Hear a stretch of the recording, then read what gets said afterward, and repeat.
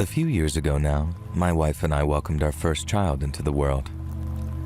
We were living in a one-bedroom apartment at the time, and while that was certainly okay for a young, childless couple, we knew that we'd need more room to start a family. We started looking online and eventually found a suitable property in a pretty prominent part of our home city. But for reasons of our own personal security, that place will remain nameless for the rest of this story. The homes in this particular bit of the city were built by Celtic migrant workers almost 100 years ago now and are known as being sturdy, reliable, and affordable places to live. As you can imagine, they were incredibly popular with just about every other wannabe renter.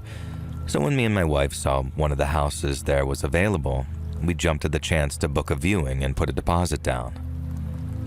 About 6 weeks later, we were moved in, and it felt every bit the milestone that we thought it would. Our neighbors were warm and welcoming, and apart from the occasional busload of tourists, the area itself was actually nice and quiet.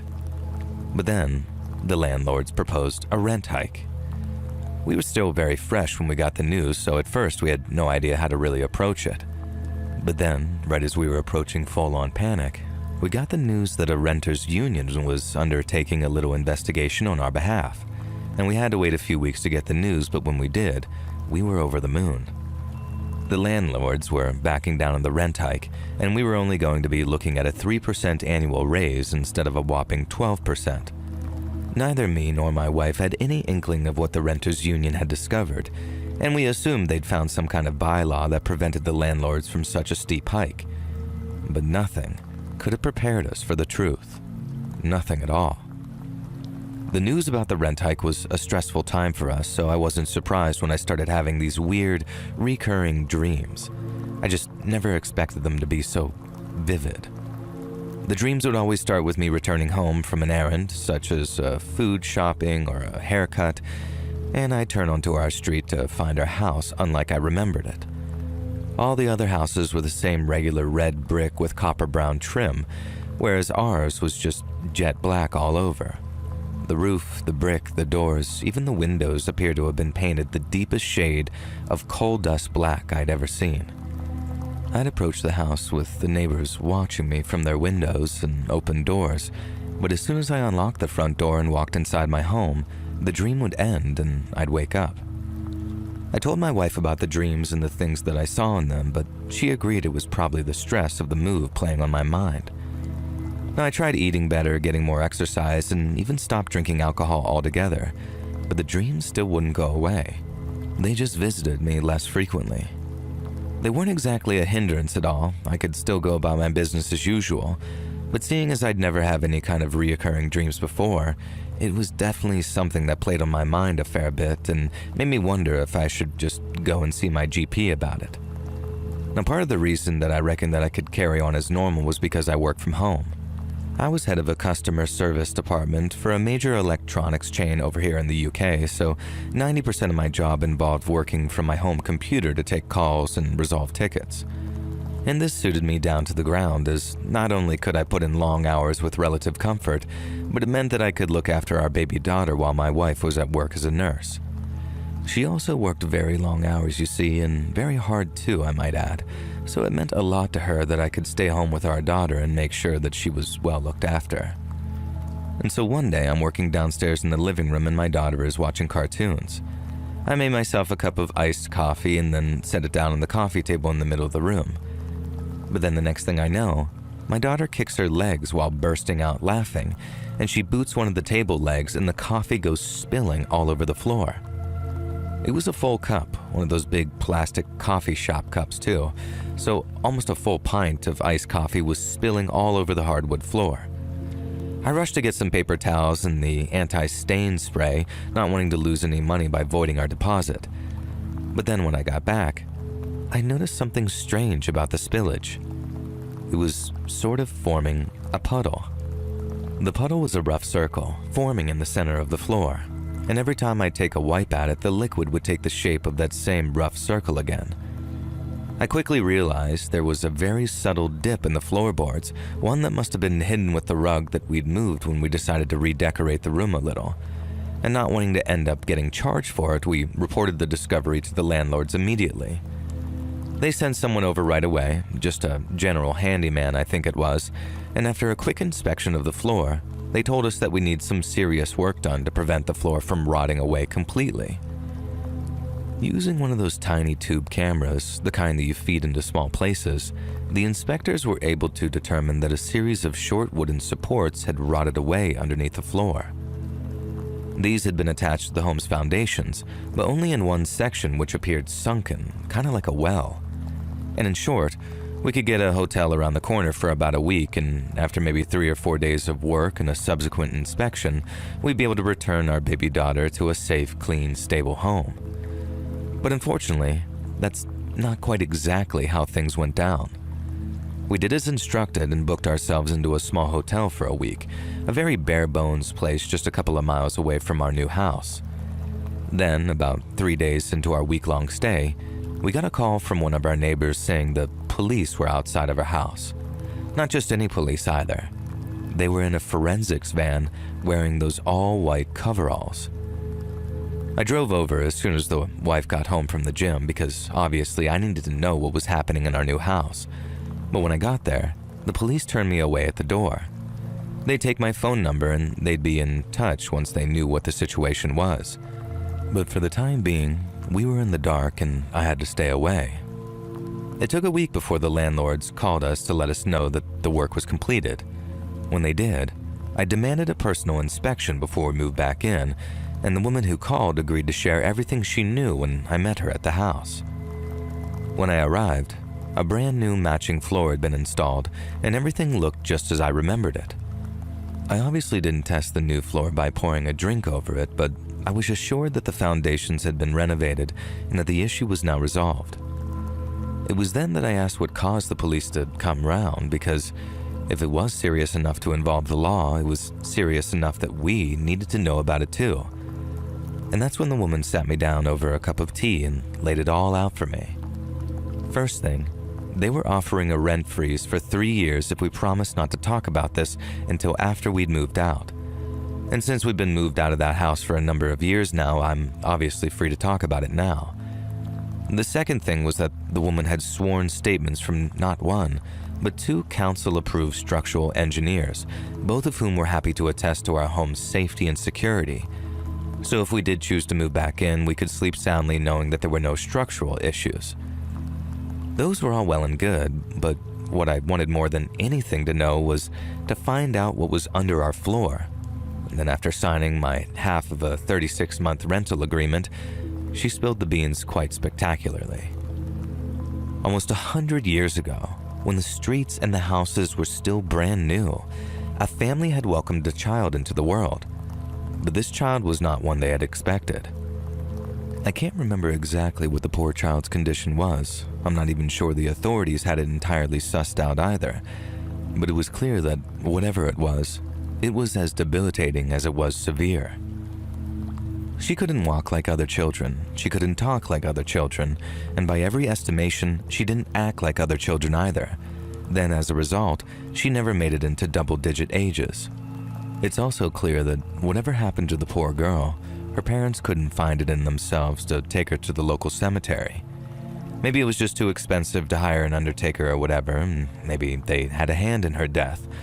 Either way, they evidently decided the best place for their dearly departed daughter was under the house they built with their own hands. Since there was no one left alive to question and no one left alive to charge, the police simply moved the girl's remains someplace that they could properly dispose of her. After that, they closed their investigation and allowed the renovations to recommence. Then, after a week or so later, there I was, sitting in that exact same space, talking myself back into moving back in. There was just enough time for us to back out if we really wanted to. My wife still had to sign her part of the form as the second adult occupant, but even once I'd explained the whole situation to her, she thought the same thing I did. It was too late to start the whole process of moving again. Doing it one time had been exhausting, so facing it all over again was just kind of unthinkable, even if that did mean staying in a house where the 100-year-old corpse of a severely disabled girl had been recently found. Once my wife had signed her half of the paperwork, we moved back in the next day, and over the next couple of weeks, I stopped having those weird dreams where I'd find our house had turned that sort of inky shade of black. The scariest part of the recurring dream was this. I'm a grounded scientific guy, but I don't have a hard time explaining the dream. Before the renovations, when there was an illegal burial site under our house, who knows what kind of mold or spores or decay could have been drifting up from that sepulcher underneath our feet, affecting my mental state or that of my loved ones. I had dreams, similar dreams, but they were never quite the same. I'd turn onto our street after running whatever errand I'd been on, only to find our house looking the exact same as all the others. No one would be watching from their windows, no one would be peeking out from around their doors. I'd just walk inside as per usual and then wake up feeling refreshed and clear-headed. And things carried on like that for years, as if nothing had ever happened. And then one day, me and my wife decided that we wanted a little more room, and we moved into a 3-bedroom house a couple of miles away from the first. My daughter still doesn't know what they found or why we had to move out of that new house for a week, and I'm not sure she remembers any of it to begin with. Maybe I'll tell her one day. Or maybe I'll show her the video you end up putting this story in if you do end up using this. Hopefully it'll make it an easier thing to handle, but I think the word hopefully is doing a lot of heavy lifting there.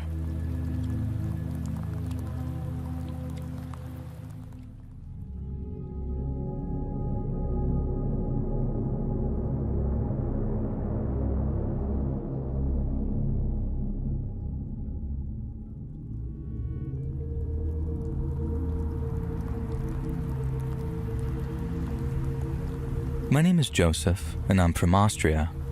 Many years ago, I went on a long-awaited dream holiday to Paris, France. I had always wanted to see the Eiffel Tower, walk along the Rue de Faubourg Saint-Honore, explore the catacombs, and visit Notre Dame Cathedral. It's such a tragedy what happened to that. But I finally saved up enough money to take the time off from my job as a chef and surprise my girl with a trip to the City of Love. We drove there from our home country of Austria and had a nice road trip on the way, staying at various locations and making many happy memories. Then we reached Gay Paris. It really was the most romantic city. We dined under the shadow of the Eiffel Tower and the twinkling city lights. We took long walks along the Seine and made love in our hotel room with the windows open to the late-night city. Apologies if this is not appropriate to share, but we Europeans are just sort of a free people who are not ashamed of our love for beautiful women. It was perhaps our 4th day in Paris, when myself and my lover Amelia were seated in a cafe awaiting our latest delectable taste of French cuisine. I had parked our car on the street outside. There was a parking space next to it, and I thought nothing of it, as the average car would be able to fit in there. A man came driving along and idled beside the space. The movement caught my eye and I watched him with some curiosity, as I am always interested to see how other people maneuver into parking spaces. I forget the brand of car that this man had, but it was clearly too big for him. He did not possess the necessary skill to navigate into the parking space. Instead of giving up and moving on, however, he began to use his vehicle to shunt the cars on either side of the space in order to widen the gap. My car included, of course. Shunting a parked car like that can shatter the steering column or the axles, and this absolute Oslock was going hog wild doing it to my car and that of the hapless stranger parked adjacent to me. Naturally, I rushed out of the cafe and into the street. I yelled at him, in German, forgetting myself for a moment, and he pulled his car to a stop, pushed against mine, and climbed out. This man was a burly, dirty-looking dock worker type who fit every stereotype of the rough and vulgar Frenchman that I'd ever seen growing up. Nothing like the actual people I'd encountered in Paris thus far, I might add. I could tell that he didn't understand a word that I was saying to him in German, but my French is pretty merda, so I tried English. I told him that he would damage my car and the neighboring car and his own car too, and to stop being a dep and go and park somewhere else if he wasn't able to fit a stupid vehicle in the space. And the man called me a filthy Spanish pig, and then told me to go back to Spain. I raised an eyebrow at him and called him a slur that I probably shouldn't have said, a very rude word in Austrian that sounds a little like foot but means something very different. And this was a big mistake because apparently he understood enough to know what I was insulting him with. And this burly man almost leaped over the hood of his car and came running towards me. He jabbed one huge finger right into my chest, almost knocking me backwards as he did so. I really hoped that Amelia would stay in the cafe and not draw attention to the fact that she was with me.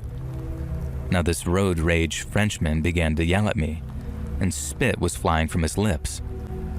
Now in English, I asked him to politely back off, but instead, he grabbed me and pushed me up against the wall. He put one fist next to my head in a clearly threatening gesture and began screaming right into my face. In that moment, I understood why they become road rage incidents, because I felt the anger burning inside me too. How dare this boorish man yell at me and get spit in my face? I was a visitor to his city. Besides, he was the one who had repeatedly shunted that car like some moronic bull. So I said this to him, trying my best to seem angry and threatening, and then shoved him backwards to get him off of me. Now this was a huge mistake. The Frenchman barely budged, and then sneered at me and started laughing. He drew his fist back, ready to clock me in the jaw. I ducked, and then he punched the granite wall behind me. Now, no sooner had he started to howl that I delivered a kick to his nether regions and ducked under his arm. Now, I probably should have kicked him harder because it did absolutely nothing to slow the enraged Frenchman driver down. He reached out to grab me, and I could see actual murder in his eyes. He was snarling and frothing like some kind of drunken animal, and I'm sure he was indeed plastered even though it was only 3 in the afternoon. My moment of confidence was over. I bolted, running from that angry driver down the street calling for help. Paris, which had once seemed such a romantic and wonderful place, now seemed hostile and uninviting to me. Passers-by looked on with just blank dismissal as I thundered down the sidewalk, my lumbering aggressor behind me. Thankfully, I was fitter, healthier, and smarter than him. I darted through a crowd, then across a courtyard, and eventually found myself looking at the Louvre Pyramid. An art gallery and museum seemed like the perfect place to lose a man such as this, so I darted past the glass structure, ducked into a building, and quickly found a public toilet. I hid in there and called Amelia on my cell and asked her to keep an eye out for the guy. She told me she was still in the cafe and that the police had been called, and the man's car was being clamped and towed. I stayed in the line with her as she described the next scene.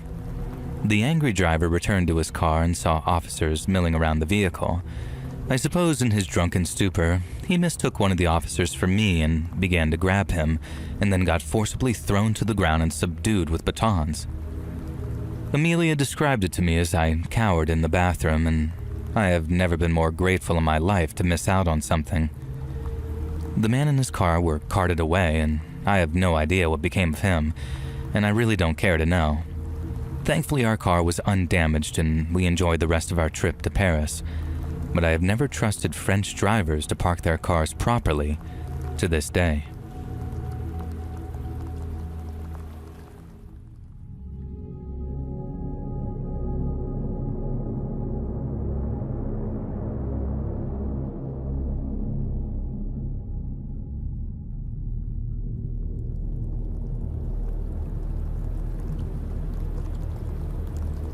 My name's Adam, and I'm from Leeds here in the UK. And a few years ago, myself and my parents and my sister moved into a new house not too far from our old one. It was a semi-detached place in a quiet street with a neat front gardens and old-fashioned street lamps. We had nice neighbors too, at least on one side anyway, who called over to introduce themselves with some cake and a cup of tea. But those were the neighbors in the houses surrounding us. The ones in the house attached to ours was very, very different. They didn't smile, they didn't wave, and they'd either ignore us if they saw us in the street or stare from their windows if they got the chance, with these very cold, unfriendly stares. Mom said to ignore them. Dad said that some people were just kind of like that, so rather than do anything silly to try and make them like us, we did our best to just ignore it and settle in and not let it bother us. Despite all that, the first couple of weeks were as normal as we could expect. I went to the same school, got used to playing football in the new garden, and helped Mom and Dad unpack boxes of garden furniture. Friends and family stopped over to check out the new house, and while they were mostly interested in the new place, they'd sometimes ask about the neighbors and what they were like. Mom used to say that they were quiet. Dad used to say that he'd met nicer people. And my parents never said anything overly bad about them, but people got the message. They weren't the friendliest of neighbors, and that was that. I sometimes used to wonder aloud why they were so unfriendly with us, but I never got an answer.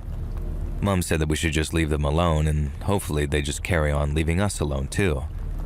But as it turned out, just living next door to them was a liability. One night I was up in my room playing a bit of FIFA when I heard these noises outside.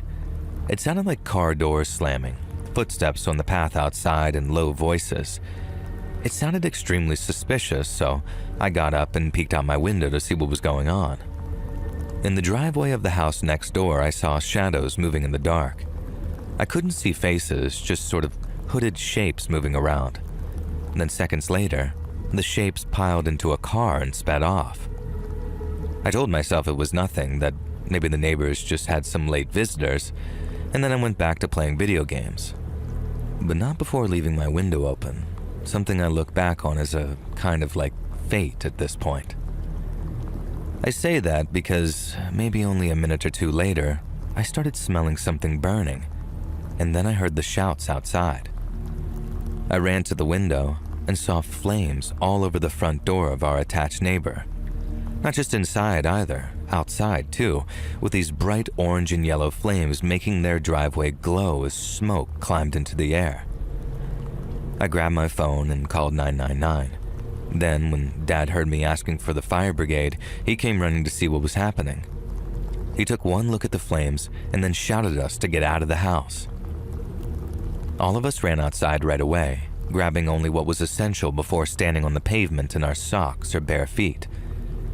It seemed like the whole neighborhood was gathered out there by then, watching from their driveways or the street outside their homes. Apparently, the neighbors that had been targeted weren't home. We knew because their car was gone. But just the thought of them being targeted like that was still deeply shocking to us. A few minutes later, the fire engines arrived and men in heavy gear jumped out before hosing down the flames.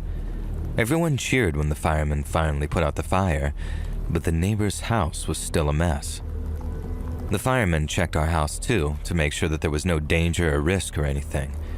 They said the fire hadn't spread to our side, but the smell of smoke still clung to everything and made it so we couldn't just kind of carry on and try to forget.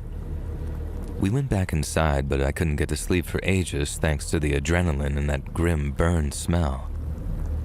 The next day, some police stopped by to ask questions and take statements. I don't think they even finished before word got around to us. The fire wasn't some accident. It was a deliberate attack, just like we'd suspected. And that was the first time that I heard the word arson, and it wouldn't be the last. The only questions left were things like, who would do something like that and for what reason? And then we heard about the other fire. Just a few nights before ours, a house on the other side of the city had burned in an almost identical arson attack, and it didn't take long before the police started to think that the two fires were somehow connected. Everyone reckoned that it must have been some kind of retaliation, and the fact that neighbors weren't home at the time made us think they probably knew that it was coming and probably knew who did it too. It probably explained why they were so standoffish with us too. If they had those kinds of beefs going with people, it was probably just their default setting to be wary and cautious of strangers.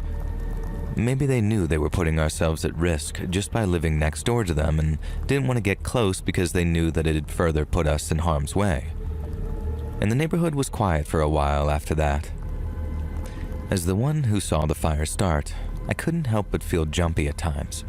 Every noise made me think of footsteps or car doors. Mom and Dad tried to act normal, but I saw them watching the street too, especially when the moving truck showed up and started helping the neighbors move out. In the weeks after, nothing else happened. There were no more fires, no more strange noises, and slowly but surely the neighborhood got back to normal as kids felt safe enough to play out in the street again. The neighbor's house stayed empty for a while with a for sale sign out in the front, and it stayed like that for ages as the grass grew tall in their garden. They were gone, but their house was a reminder. a dark, broken thing next to ours that took years before the estate agents found a buyer. I've never forgotten what happened and how that night could have been much, much different should that fire have spread any quicker.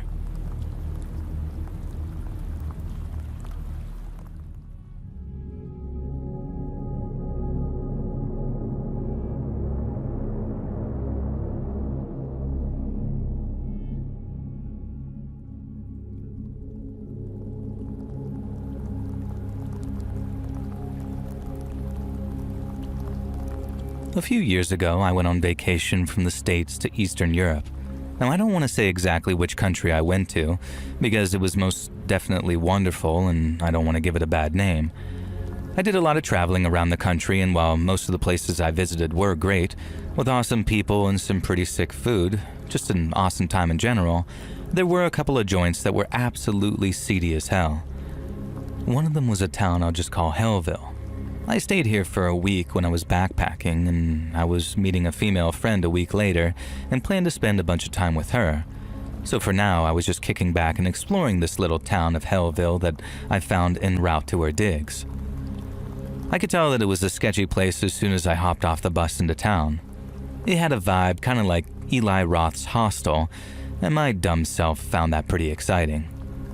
I'd joked the whole time before my vacation that I was going to stumble across some backwoods village where the locals kidnap tourists for the entertainment of rich sickos, and I was almost excited by the fact that this place looked like it had potential. Yes, I know that I was, and am, an idiot. The first night, I got way too drunk in the local Hellville dive bar and almost got into a fight with a Chechnyan ex-military guy until we realized it was a big misunderstanding and ended up dancing and singing through the streets. Matthias became a good buddy then, and we exchanged cell phone numbers. He was backpacking through Europe too, and in our drunken stupor, we worked out that our routes would intersect a bunch more times, so we should look each other up. Feeling good for making a new friend, especially a badass Czech former soldier, I collapsed into bed in my hostel, being snapped at to shut the F up by more than one angry traveler. The next day, I went exploring Hellville. There wasn't really much to explore.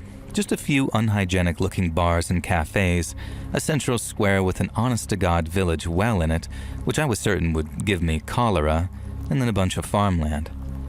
I took a stroll through the countryside to see if I could find any of those classic European milkmaids hard at work in the fields. Sadly not, but I did spy a few gruff-looking farmers and a group of teens in tracksuits that I didn't really like the look of. They were sitting on a fence, chattering in their language, and I could tell that they were talking about me because they were pointing at me and then whispering to each other and laughing.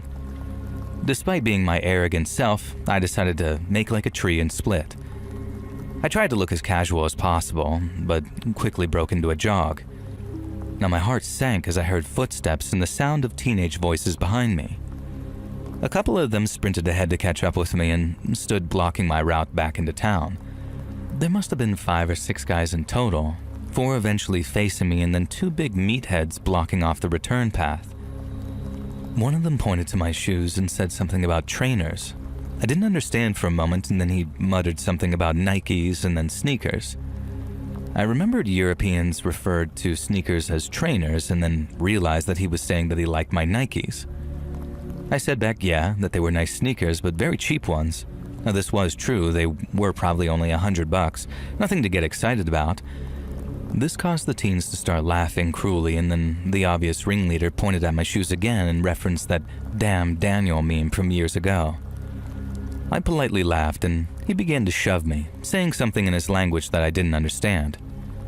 I could tell from his body language that he was asking why I was laughing at him, though. Which I'm sorry, but I thought that that's what you're supposed to do when someone says a meme, even if it's an ancient dead one. I had no idea how to convey it to this guy, though, who clearly just wanted to start trouble with me. His buddy, a fat pig-looking guy with a Michael Cera bum-fluff mustache, also pointed at my shoes and told me to take them off in some broken English. Now, under no circumstances was I gonna give these a-holes my sneakers. They might have been cheap Nikes, but they were mine, and they served me pretty well on my backpacking trip so far. I told them to F off, and then realized that this might not be a good idea when there were 6 of them and 1 of me. I turned to leave and realized that one of the bigger guys blocking my path was actually carrying a knife. Now, it was only a Swiss Army knife and looked rusty as hell, but I didn't really like my chances of survival if that thing went into my gut. I was surrounded on both sides, so I did the one thing they hadn't counted on. I leaped the fence to my right and began to sprint across the fields like I was back in high school track. These teens started yelling and shouting, and I heard a crash from behind me as they leaped and toppled over the fence. One of them, probably the fat kid, had fallen to the ground and tripped a couple of more of them up. I continued to sprint, glancing over my shoulder, and saw that 3 of them were still following, including the leader and the one with the knife. Now, this knife guy wasn't that fast, but the leader was leaping over ditches and all sorts of stuff and clearly knew the land better than I did, so he was gaining on me. I kept running, looking for help of some kind, any kind. Did they even have cops patrolling the streets here? I certainly hadn't seen any kind of law enforcement. Hell, I'd take a miserable-looking farmer at this point. Surely these teens wouldn't stab me to death for my sneakers in front of the villagers. I had no idea what the place might be like, though. My mind went back to how I'd joked about looking for a town like in the movie Hostel, and I cursed myself for being such an idiot. I wasn't even going to die in a cool way by having my eyes cut out or my wiener fed to dogs or anything. I was going to get murdered in the middle of some ass-backwards nowhere place just because these kids wanted my $100 sneakers. Hell no, I thought. I doubled my efforts and leaped across the fields, vaulting a fence or two in order to escape my pursuers. A stone whistled past my head, and then another, and I realized the teens had stopped to scoop up projectiles at some point, and I was now in serious danger of getting my skull cracked as well as a knife between my ribs probably. A voice in the back of my head told me that maybe I should just hand the sneakers over, but my ego wouldn't allow it. Instead, I managed to run to the village. The first place I thought to go was the local bar, and thank all that is holy, my ex-military pal Matthias was actually sitting at the bar, just nursing a Coca-Cola or something and chatting to the barkeep. Now, I quickly ran up to him and told him that the kids were trying to kill me. He started laughing, patted me on the back, and said that he was sure that I could look after myself. And for some reason, he thought that I meant little children were trying to kill me. And I frantically insisted that no, it was a gang of late teens, one of them had a knife, and they were also throwing rocks. And the door burst open, and the 3 pursuers came in.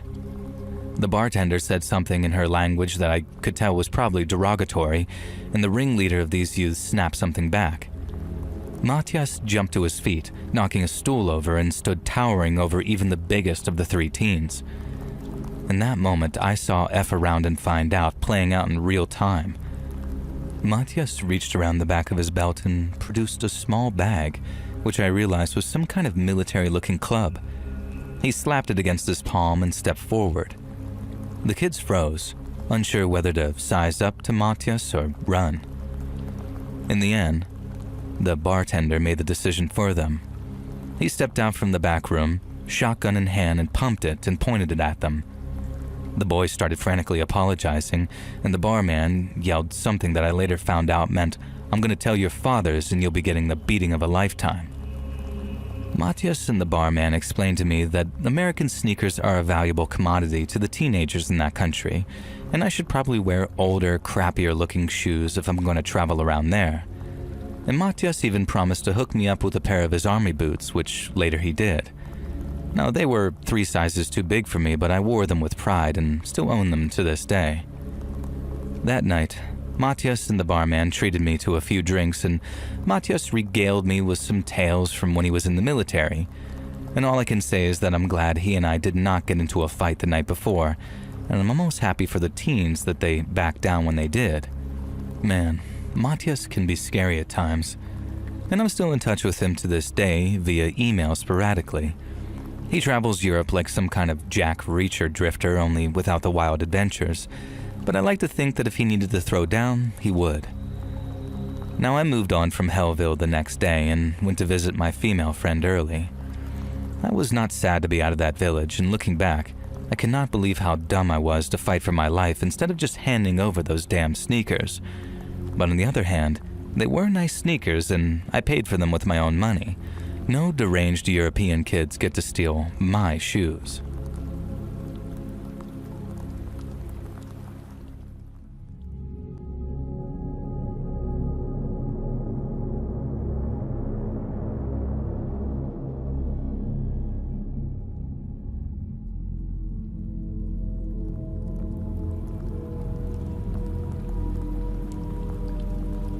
My name is Terry, and this is a story from back when me and my family moved into our first real home together.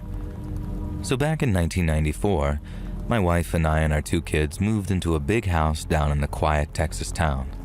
The house was very old but very beautiful, with huge bay windows and a massive backyard. And the yard was maybe half the size of a football field, and it was filled with thick grass and old trees. But while my wife, Angie, and I told ourselves we'd explore every inch of it before we moved in, we had much more pressing issues at hand. And so the whole thing got put on the back burner until much later on. We loved the open space, and as long as we did the occasional snake check to make sure that there were no rattlers around, the backyard seemed like the perfect place for our 2 kids to play. And that house felt like a fresh start, a place to make memories, and for the first few weeks, nothing could have been better. But then, my 2 kids found something that changed everything for us. Sarah Jane was 10 and Jack was 8, so they were just as excited about that backyard as we were. Once we made sure that there were no unexpected hazards and we'd given most of the lawn a little trim, the kids were free to chase each other around all over the place.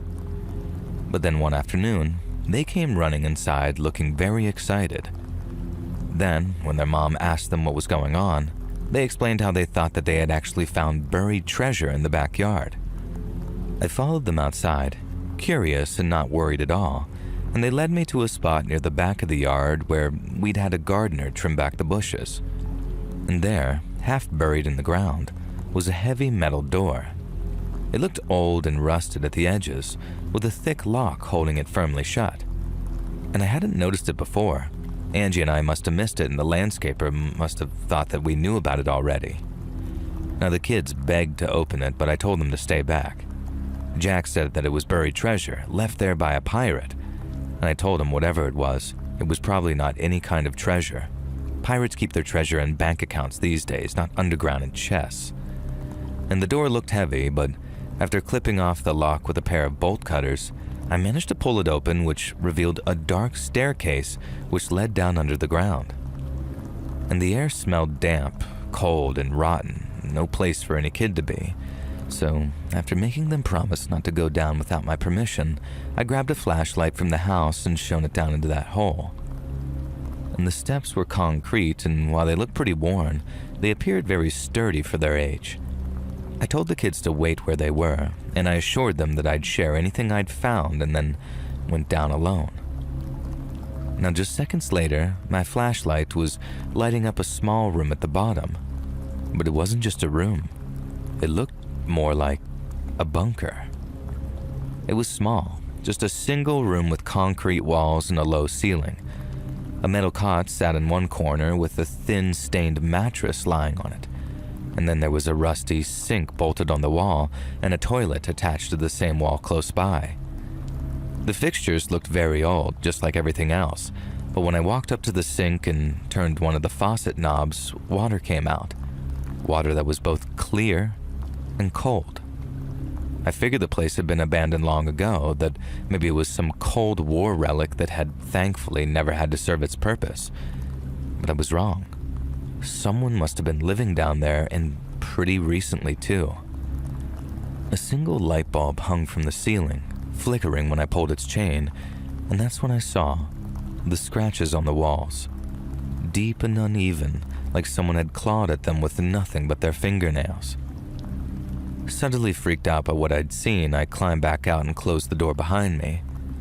The kids were waiting, very wide-eyed and excited to hear what I had to say. And so you can imagine their disappointment when I told them that the bunker was entirely off limits. And they tried to argue with me at first, and I had to scare them a little to make sure that they listened by claiming that there might be monsters or even mean wild animals living down there. And that didn't feel great, having to spook my own kids, but as any parent will tell you, you sometimes gotta lay down the law if you want to keep your kids actually safe. And that night, my wife and I talked about what I'd found, and we agreed that not only should we stop the kids from ever seeing what was down in that bunker, but that we better call the cops to let them know what we'd found. The bunker was very unsettling to me. You see, to me, it wasn't just some normal place for storms or maybe even bombs. It might have been built for that, and it might have also served that purpose at one time. But when I saw it, it was almost like a makeshift prison cell. The scratches, the cot, the working plumbing, I felt like they told a story that I didn't want to know. It felt like a secret that we didn't want to be a part of, and we didn't want that secret in our new home. 2 sheriff's deputies stopped by the next day after we called. They followed me to that bunker and I showed them the metal door in the room below. One of them wrote down some notes while the other asked a bunch of questions, and they checked the sink and the toilet, noting that the water was still working, and agreed that that was probably not a great sign. They also found a small chain bolted to the floor near the cot, something that I hadn't seen during my first visit down there. It looked kind of rusted, but it was still very strong, and my skin wanted to crawl off my bones when I saw that. Stating the obvious, one of the deputies said the bunker was likely used to hold someone, and probably against their will. They didn't say much else, but their faces were obviously very pale as they said this, and they told us that we weren't in any trouble, that we'd done the right thing in reaching out to them. But for the time being, we were to keep that bunker locked. They would investigate and let us know if they did find anything. And that same day, I drove over to the Home Depot in town, bought a brand new padlock, and relocked the door to that bunker. I told our kids obviously to stay away from it. They nodded, but I saw this very deep curiosity in Jack's eyes, like it was another conspiracy to keep him away from the treasure that we'd found down there. And it made me glad that I bought that padlock. It was the only thing stopping him from going down there and seeing all the stuff for himself. And at that age, seeing dark stuff like that can have a terrible effect on a child's mind. The house felt different because the yard didn't feel safe anymore. And I tried to forget it and move on, but every time I was out there in the yard, my mind went to that bunker and all those scratches on the wall. Who had been kept down there? For how long? And most importantly, why? The cops called us back a few days later, but they didn't have the answers we needed. They said they found no records of the bunker anywhere in any files or documents related to the property, and the home's previous owners also claimed no knowledge of it. They were all the way up in Oklahoma and had never visited the property. And then the folks who likely had it built were dead, and there were basically no one to talk to or question that had any solid answers for them. And as a result, the sheriff's department couldn't say who built it or when.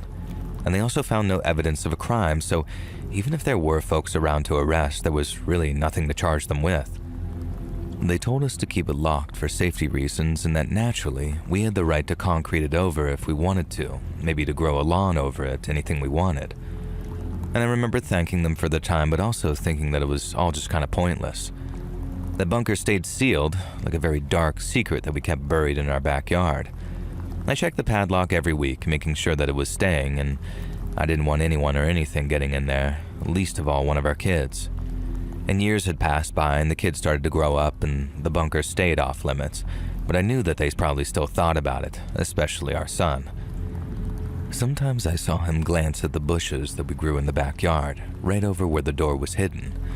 He didn't talk about it often, but it was always there, almost like a black mark that we couldn't ever wash clean. Angie and I tried to make life as normal as possible for Jack and Sarah Jane. We had backyard barbecues, played some football, and succeeded in filling in the house with joy and laughter and some happy memories. But that bunker was always in the back of our minds, and how could it not be when it was just right under our feet? And as the years passed, Sarah Jane and Jack moved out. Sarah Jane went to college, while Jack got a job in another city, and the house felt empty without them. But I was glad that they were finally away from that thing. Angie and I stayed there, but the house felt a bit too big now, and anytime I was out in the backyard, I just avoided that corner where the bushes hid the door. One night, I woke up at maybe 1 a.m. to take a bathroom trip. I figured that I'd heard it when washing my hands, but when I turned off the faucet, I heard it.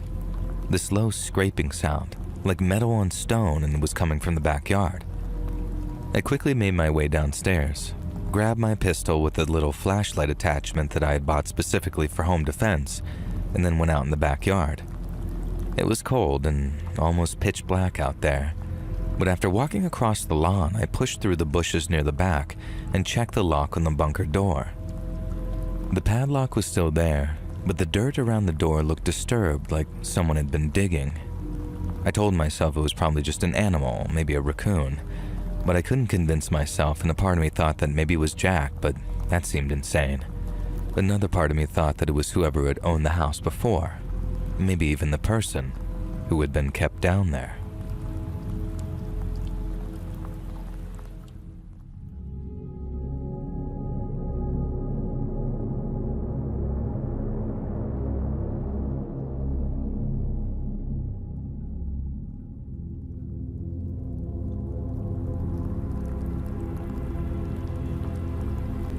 Firstly, I want to begin this story by saying that I do think Egypt is a lovely country.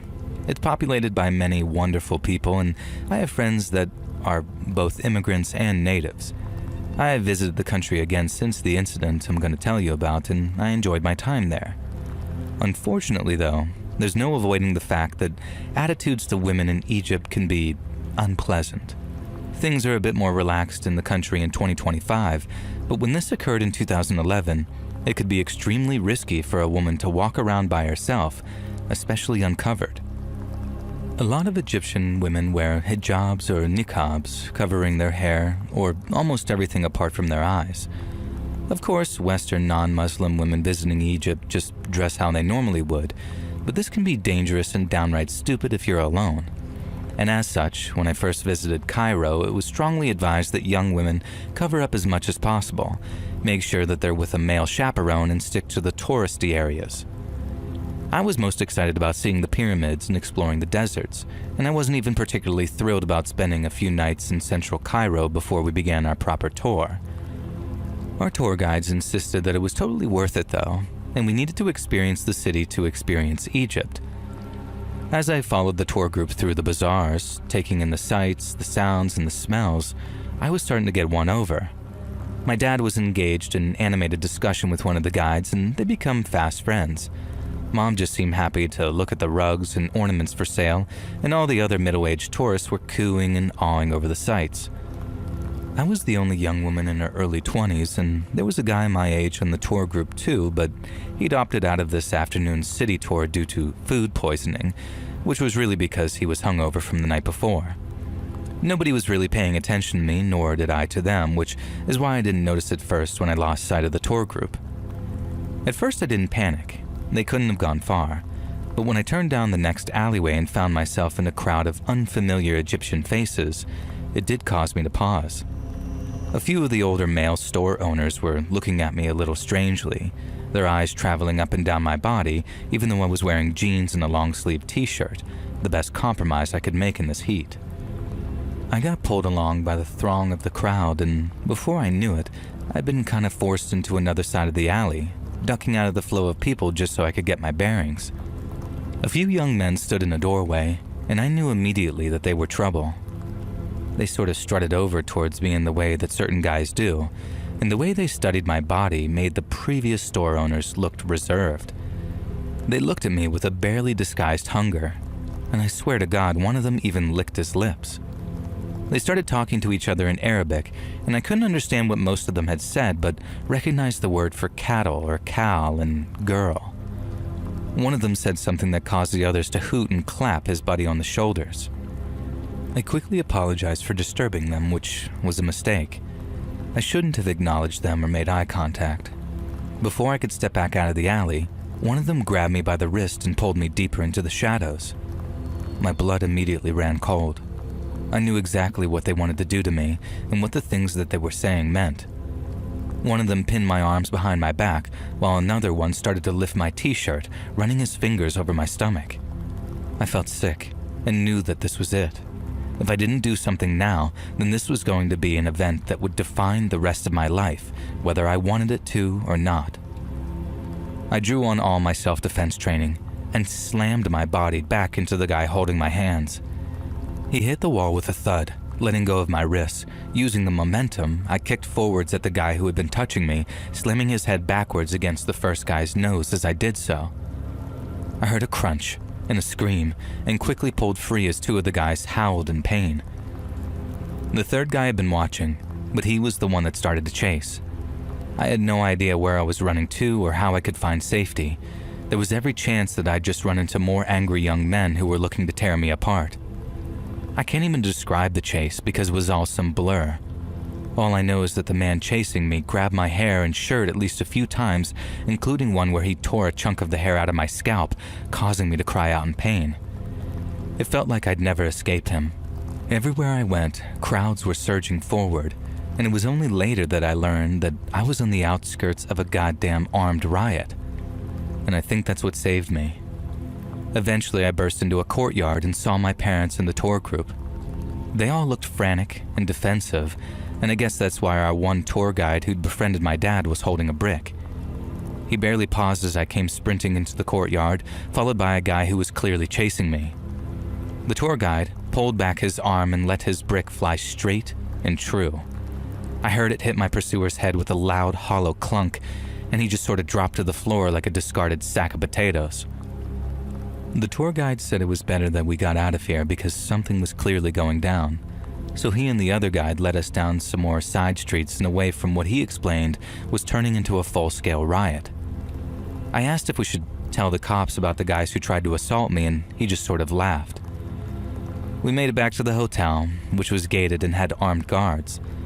The next day, it was time for the tour group to move on anyway, and we spent the rest of the vacation at a luxury resort near the pyramids, where we lounged by the pool, relaxed, and went on various day trips to ancient historic sites of interest.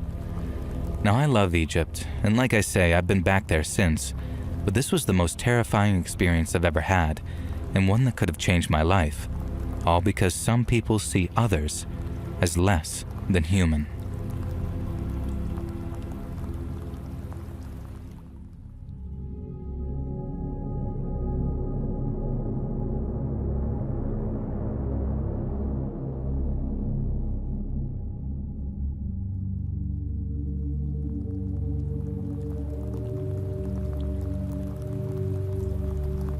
Many years ago now, when our son was barely out of diapers, me and my kid's mom moved into a real nice duplex out in the suburbs. It was on a quiet street, and the neighbors were quite friendly, and some even actually came over to help us unpack. Now, the guy in the home next door didn't show up, but when we heard that he was some elderly widower who didn't get around so easily anymore, we obviously gave him an instant pass. Now, our son Luke loved the big backyard and pool that we now had. He loved his new bedroom too, but what he didn't love was the big old closet with its sliding wooden doors. He seemed almost cautious of it right away. But then a few nights after we settled in, Luke started acting very strange about his new closet. At first, he said that he wanted to keep it open, so he could see that there were no monsters in there. But then later, he said that he wanted to sleep with it closed because someone was inside the closet and they would watch him whenever we left him alone. I thought that it was just the new house making him nervous and that his big old imagination was just getting the better of him. And so that night, to help him feel safe, I started what became a regular bedtime routine. Every night I checked his closet for monsters, I opened the doors, rustled his clothes a little, and showed him how aside from them, it was completely empty. I'd then shut the closet, tuck him into bed, and then maybe sit in the chair and read him a bedtime story until he fell asleep. It worked for him, and he slept like the dead from then on. But for me, that feeling of unease never entirely went away. Something about Luke's fear stuck in my mind, how sort of primal and authentic it actually seemed. His mom said it was probably nothing, just a father worrying too much about his over-imaginative son. But still, I kept checking the closet every night during our little routine, which I increasingly realized wasn't for him anymore, it was for me. Now, a little time went by, maybe 2 or 3 months, and I decided to give Luke's room a deep clean. The house was old, the kind of place where dust settled just about everywhere, so I vacuumed the carpet, wiped all the windows down, and cleaned under his bed too. And then once I was done, I moved to the closet. As I swept the floor, I noticed something against the back wall. It was a little pile of sawdust, maybe an inch or two tall, piled near the back wall. Since I didn't remember seeing sawdust when we moved in, I pushed Luke's clothes aside and looked closer. And then, in that dim light, I saw it, clear as day. A small hole in the wall near the floor, about the size of a coin.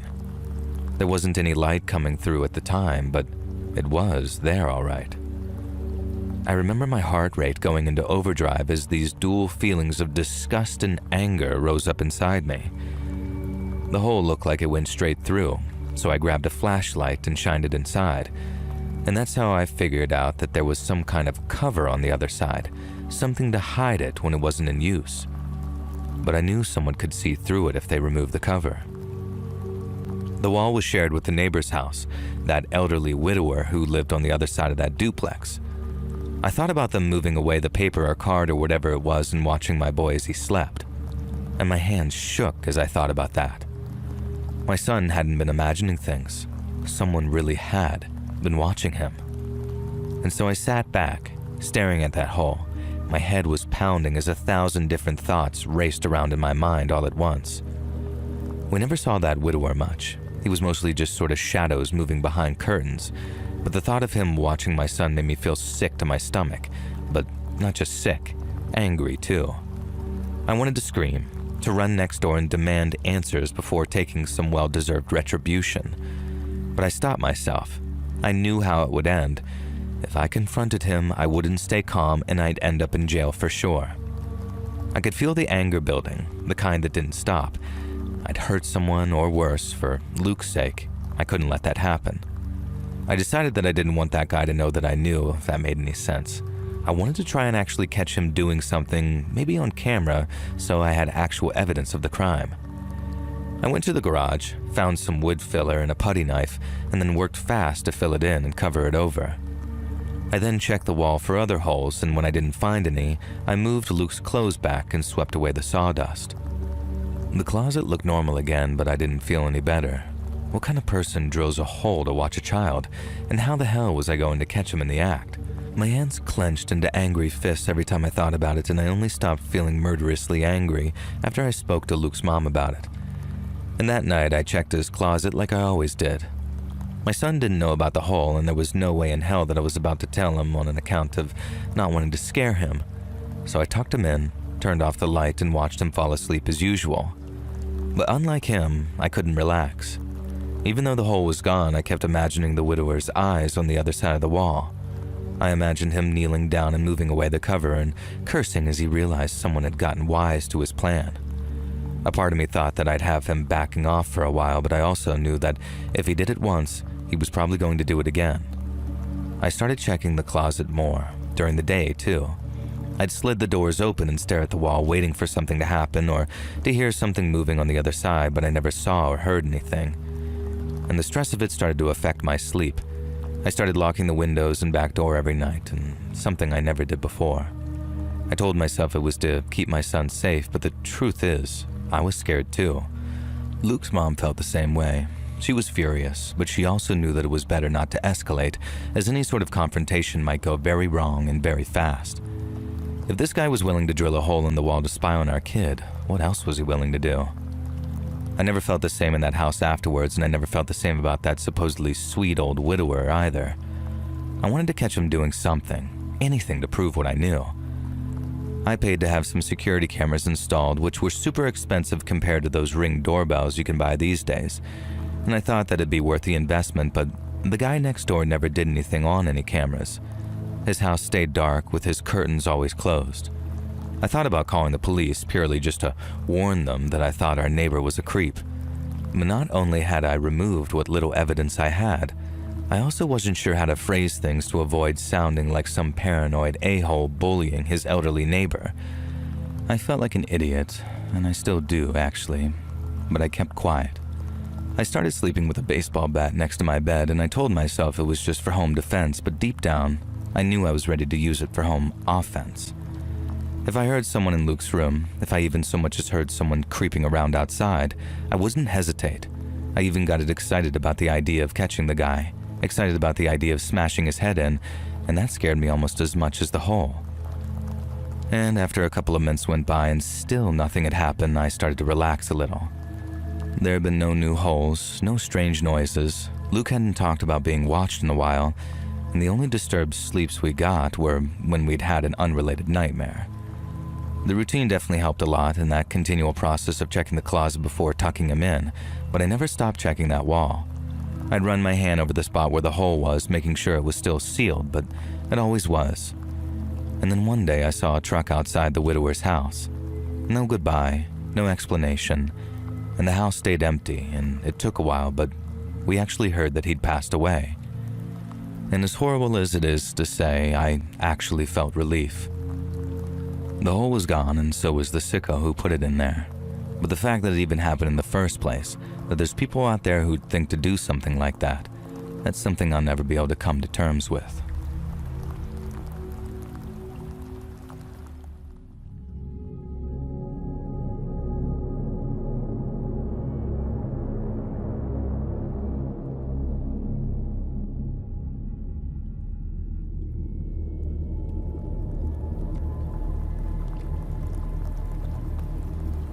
This is a story I tell my buds for a laugh sometimes, but I only laugh about it because otherwise you'd bloody cry, you know? Everything turned out okay, but honestly at the time, I thought my entire life was over and I'd spent the rest of my days rotting in a Dutch jail. So it all started because me and a mate, Milo, got really into mopeds. We both got mopeds while we were still in school. While the rest of our friends were learning to drive cars, we smugly declared that our little scooters were the most cost-effective, sensible option, and anyone who pissed all their money into the tank of a 4-seater gas guzzler was a right chump. After school, we graduated from just having our CBT, a learner's permit for mopeds, to actually passing our motorcycle tests. We were living large, riding our mopeds around town like a lame British Macklemore, that song he did about mopeds, Downtown, which was unironically our theme song if you want to picture exactly the kind of insufferable twats that we were back then. Now one day, Milo excitedly showed me a video that he'd found online advertising a group moped trip from Poland to the Netherlands. I didn't quite understand the deal at first, but as I watched the video, it seemed like we'd go on a cross-continent moped tour with the group as part of a documentary they were filming. Not only would we get to embark on the trip of a lifetime, but it would cost us almost nothing. As long as we could get ourselves there, we'd be provided with room, board, and moped rental every step of the way. I was a bit sad to have to leave my beloved Vespa behind in the UK, but as for the rest, you could not sniff at that at all. Milo was incredibly enthusiastic about it too, and looking back, I didn't really have the time to pause and wonder if there was some kind of catch.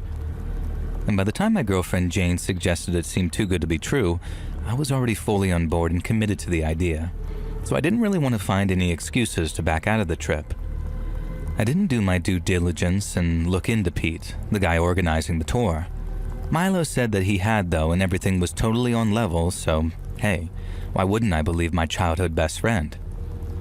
We flew to Poland a couple of months later, and honestly I'd be lying if I said that the trip wasn't great. It was our first time going on a foreign holiday and we really relished it. The moped journey from Poland to the Netherlands was great fun, even if it took some getting used to riding a different machine, and me, Milo, and the 3 other guys and Pete all got on really well. After some days of fun, frolics, and breakneck moped driving, we pulled into the parking lot of the hotel we were going to be staying at in the Netherlands. Immediately, it was very obvious that this was a brothel, and I shot Milo a look. This is not what we'd agreed upon. Jane would certainly not be okay with me staying in a damn brothel. Luckily for Jane, she wouldn't have to worry about it. We parked up our mopeds outside, climbed off, and then suddenly, floodlights slammed on in the darkness, and loud voices were yelling. I didn't understand what was being said, but as a group of armed cops stormed into view, I understood the premise. Get down on the ground with your hands above your head. I complied, but I was almost laughing. This had to be some kind of misunderstanding. There was no reason why I should be getting arrested by armed cops. My confidence remained as they forced open the seats of our mopeds and threw our stuff to the ground. Some changes of clothes I'd stashed under the seat, nothing of note. One of the officers yanked the backpack off my back and emptied the contents onto the ground. I watched in dawning horror as an armed cop snatched up my passport and pocketed it. Then another cop began slicing open the seats of the mopeds. That's when my confidence really dissipated. I stared open-mouthed as they pulled 2 duct tape packages out of the seat cushioning that I'd spent the last few days sitting on. I didn't have to ask to know what I'd been sitting on, though. Struggling to look around at Milo, who was being nailed on by a cop, the look on his face caused my heart to completely sink. The absolute imbecile was not at all surprised to see the drugs. My best friend had implicated me in a freaking cocaine smuggling operation without my knowledge. No wonder it had been too good to be true. No wonder Pete was such a nice guy. I'd known Milo had a few dodgy contacts and dabbled in very light dealing back at home, but I had no idea he'd done anything like this. Protesting my innocence did not help though, as I was dragged into a waiting paddy wagon and then booked and processed in a Dutch jail and thrown into a single cell where I had nothing to do but sit, fret, and poop myself in fear. Not literally. I'd never even been in trouble with the law before, and the idea that I could genuinely be going to prison, that I had actually committed a serious crime, even unwittingly. The next few days were a blur of terror and anxiety. I could not make an international call to let Jane know what was going on. I could not get a hold of Milo and wring that idiot's neck while demanding he explain things. All I could do was talk to a couple of Dutch cops who barely spoke English, but knew just enough to tell me that I was in a whole heap of trouble. In the end, it was Pete who proved to be my savior, even if he was the ringleader and the guy to blame in the first place. Milo clammed up, refusing to say anything in my defense, but in the end Pete spilled everything and cut some kind of deal where he ratted out his suppliers. Part of the deal involved telling them that myself and two of the three other guys were just clueless patsies, brought along to drive the extra mopeds. Only Pete, Milo, and a third guy, Jacob, were actually part of the drug smuggling. The day that a guy from the UK embassy came to visit me in my cell and told me I was going home, I genuinely fell to my knees and wept. I went home and hugged my mom and dad and had a bang-up Sunday roast. My homecoming to Jane wasn't quite so grand, though. I don't think she ever quite believed me that I wasn't involved in the criminal enterprise, and honestly that really hurt. I'd never done anything to make her distrust me, and after 6 months of constant jibes and jokes about my complicity, I couldn't stand it anymore, and we actually ended up breaking up. Even though the Dutch law accepted that I had no knowledge of the drug smuggling, I was still deported and banned from entering the Netherlands for 10 years.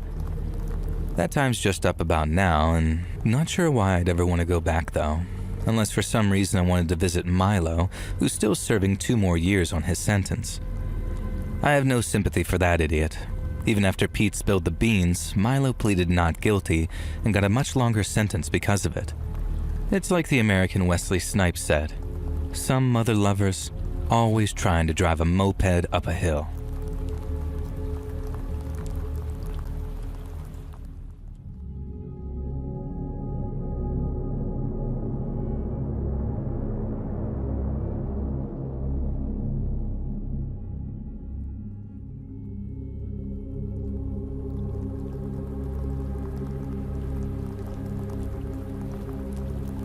About 20 years ago now, my wife and I decided that we need more room for our family, so we picked out a house for sale that was within our budget and then went through the process of purchasing it and moving in. Now to us, the house was perfect for ourselves and our 2 kids, named Lily and Max. They loved their new bedrooms, they loved the backyard and its outdoor pool, and it was actually western facing too, so we could sit out there and enjoy the sunset every night. And the neighborhood was quiet, with friendly people who waved if they passed while I was mowing the front lawn. And it felt like our own little slice of paradise, a place where nothing bad could really happen. We were happy and I thought that we'd found our forever home. Now weeks and weeks went by and everything stayed great. The kids played in the yard while my wife got accustomed to the new kitchen, and I was as happy as all heck with the size of the new garage. We felt very safe, like pretty much nothing could touch us. But one night, everything changed. It was late and the house was dark. The kids were asleep, Emma was in bed reading, and I was about to lock the front doors when I heard a loud noise outside. It was sort of a soft thud, like something heavy hitting the door. I kept on listening for a minute or two, and then when I didn't hear anything else, I told myself it was nothing, maybe just a car's trunk slamming in the distance. I went over to the back of the house to lock the back doors, and that's when I heard the footsteps. They were heavy, and they were only getting louder, but before I could move, the door in front of me crashes open. After being thrown back, I saw the men rush in. They were wearing black with their faces hidden behind masks. They carried flashlights and bags, and one even had some type of blunt object like a crowbar. and my legs felt weak, but I couldn't run. I had to protect my family. And the second they saw me, they rushed forward. There were 4 of them, tall, very well built. He pushed me into the living room as my wife stood at the top of the stairs, looking pale and frightened. Lily and Max woke up and ran to join her, and I wanted to tell them to run, to hide, but my voice couldn't work. It was like a dream. The men ordered my wife and kids downstairs too, and they shoved us onto the couch. They then stood over us with those flashlights that were bright, blinding us, which I guess was kind of part of their plan. Finally, one of them stepped closer. He was the tallest, and his mask was black with holes for his eyes and mouth, and he leaned down so close that I could smell his stinking breath. He didn't speak, but his eyes were burned into mine. Another man, shorter, with a red mask, started pacing back and forth. He kicked over some lamp and it shattered on the floor. The sound started to make Lily cry and Emma pulled her closer. The tall one grabbed my shirt and pulled me to my feet. His flashlight was shining in my face and I squinted trying to see. The others circled us. They were like wolves circling prey. The men wanted something specific, but I didn't have much, only enough to start our new life. But that didn't seem to deter them. They carried on, searching, tearing through drawers and shelves, throwing books and dishes to the floor. One of them, with a kind of greenish mask, found a picture of us at the beach. He stared at it, and then at me. His head was tilted, like he was confused. The tall one grabbed my arm again, harder this time. He shook me and I stumbled. Emma screamed, and Max clung to her, his face buried in her side. I wanted to fight, to push them away, but there were too many, and they were too strong. The tall one dragged me to the kitchen. He threw me against the counter, and pain shot through my ribs as I slammed into it. The others brought Emma and the kids, forcing them to sit on the floor. Lily was sobbing now, and Max's eyes were huge, like he didn't understand what was happening. I didn't either, but I had to try and stay strong for them, no matter how hard that was. The men started ripping open cabinets, pulling out pots and pans. They weren't looking for food or money. They were looking for something else, something we didn't have, but they seemed damn sure that it was there. I remember how the short one in the greenish mask suddenly stopped and pulled one of our kitchen knives from the block that held it. Emma gasped and I felt sick. The knife was long and sharp, and as he held it close to her face, my hands shook and my legs were feeling like jelly. The tall one grabbed me again, his fingers digging into my arm. He leaned close and his mask was brushing my cheek, and I could hear his breathing, very fast and heavy. They wanted something that was hidden, but they didn't say what, and I didn't know what they meant. We had no gold, no jewels, no valuable secrets hidden anywhere. That was a brand new home, our new start. All the money we had in the world was in its foundations, not in the walls or the closets. I tried to think, to remember if we found anything strange in that house, but nothing could come to mind. Just boxes and paint cans and old furniture from the last owners. I told the men that much, but they didn't believe a word of what I'd said. The one with the knife stepped closer to Emma and my world started to go dark. I couldn't breathe. I couldn't let them hurt her or the kids. The man in the green mask stopped again. He was looking at the picture, then at us. He grabbed the tall one's arm and pointed at me. They stepped back, their heads close together. I couldn't hear them, but they were arguing in whispers before one of them suddenly said, "Shut this up! It's not here!" The tall one shook his head, but the green masked man kept pointing. He picked up another picture, one of us moving in, and stared at it. His shoulders were slumped and he dropped the picture. The others froze, watching the two guys argue. Then suddenly they backed away. The tall one let go of me and I fell to my knees. The man with the knife lowered it, stepping back. They looked at each other and then at us, and then without a word, they turned and walked out no faster than they'd come in. The house was silent except for my daughter's sobs and my heavy breathing.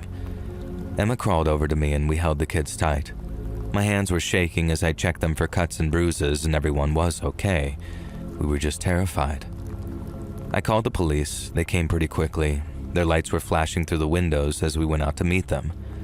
They searched the house and the yard and the street outside. They found footprints in the mud, but that was pretty much it. These men were gone. The police asked questions, wrote things down, and promised to look for them. But from what I told them, and I agreed with this, they said it was a mistake, that the men thought we were someone else. Maybe the last owners, maybe someone with some valuables hidden somewhere, but they didn't know who. The police never found the men, no one was arrested, and we fixed the broken lamp and cleaned up the mess. The house didn't feel like paradise anymore. Emma stopped humming all cheerfully in the kitchen, and the kids didn't really want to play outside anymore. We locked the doors, checked the windows, and slept with the lights on, and I started keeping a gun in the bedside drawer just in case. The neighborhood stayed very quiet, and nobody else was hurt, but I really couldn't shake the fear. Watching out the windows and the doors and that dark driveway out front, I wanted to protect my family, to make our home safe again in all the ways I'd failed the first time. But deep down, I knew that it would never feel the same. Paradise was gone, and all we had left were the memories and that endless fear.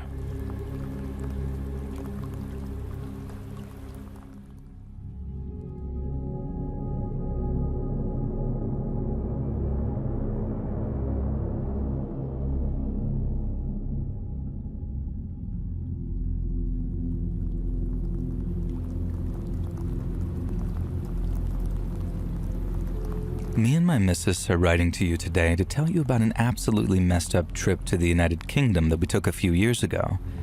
It was just after COVID travel restrictions had been lifted, so we were itching to stretch our legs and visit a foreign country, so we picked somewhere as far away from home as possible. We didn't really have a plan for our UK holiday. It seemed like a nice place, so we opened up a map of Britain, stuck it on the dartboard at the bar that I co-own with my brother, and I threw a dart at it. Well, we missed, and I would have had to vacation in the Bristol Channel, so we threw another one and landed on Sussex.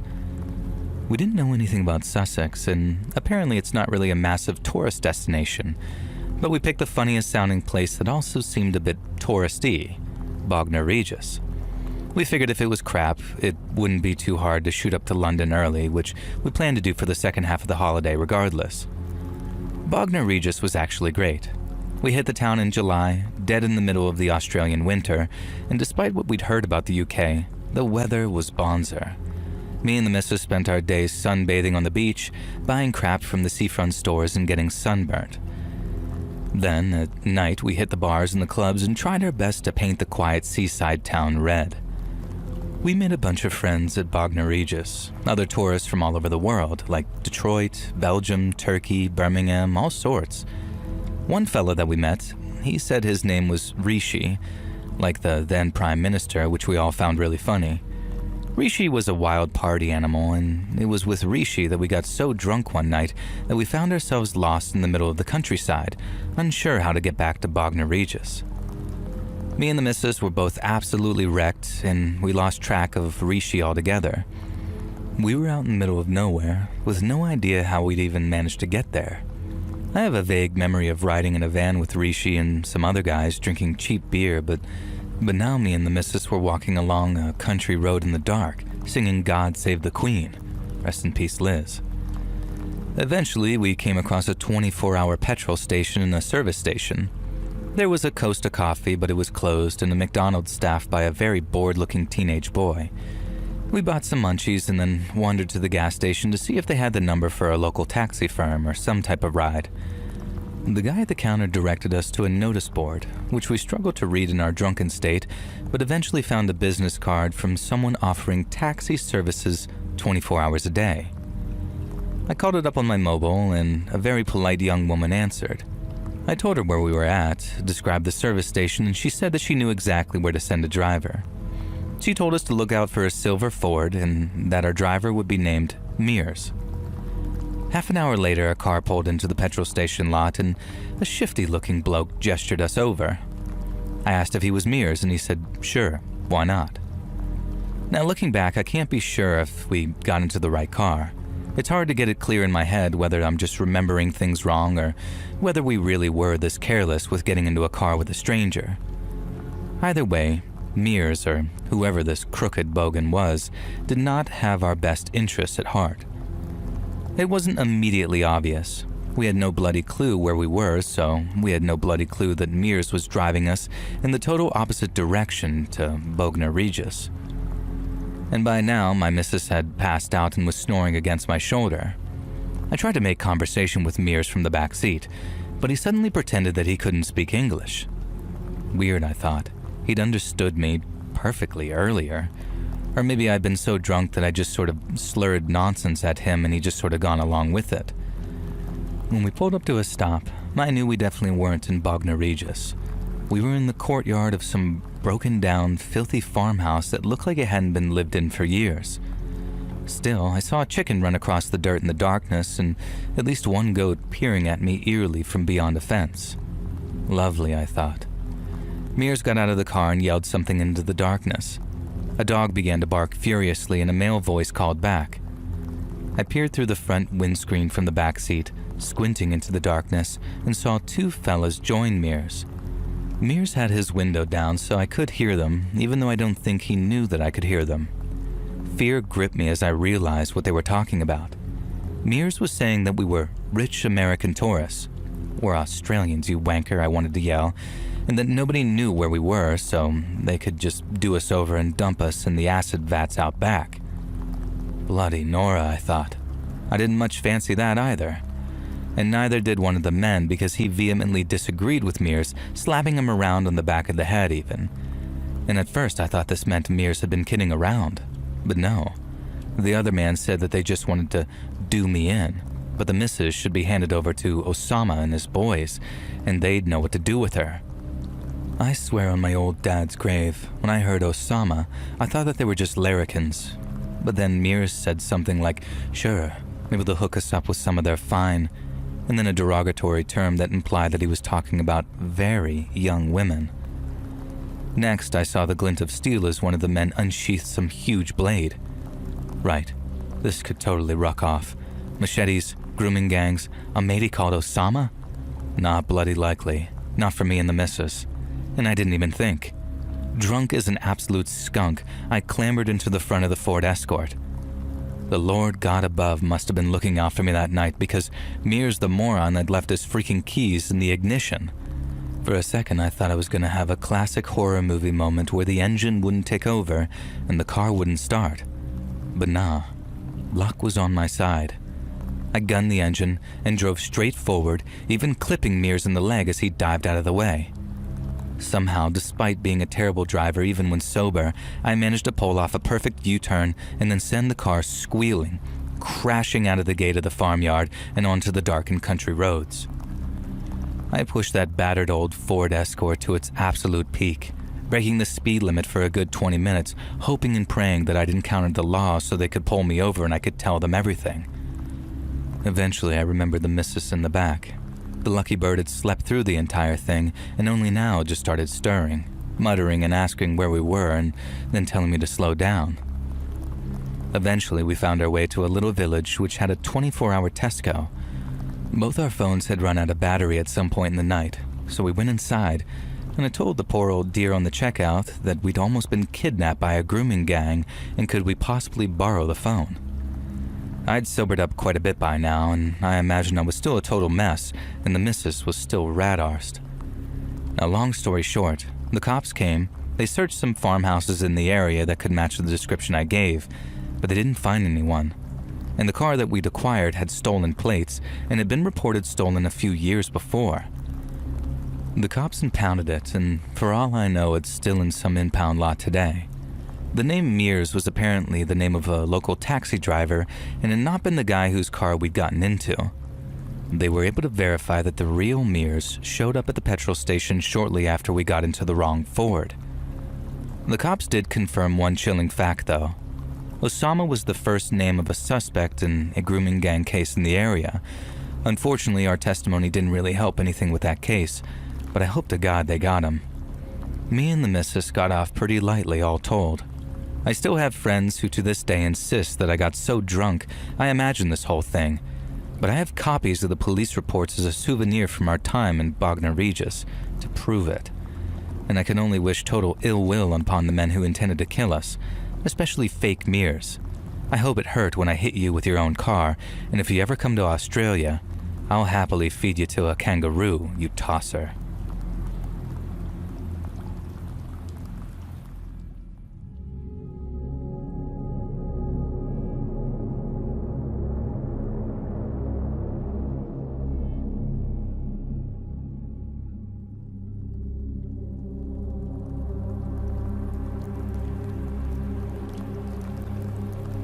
Back in the 2000s, I went on a girls' trip to Crete.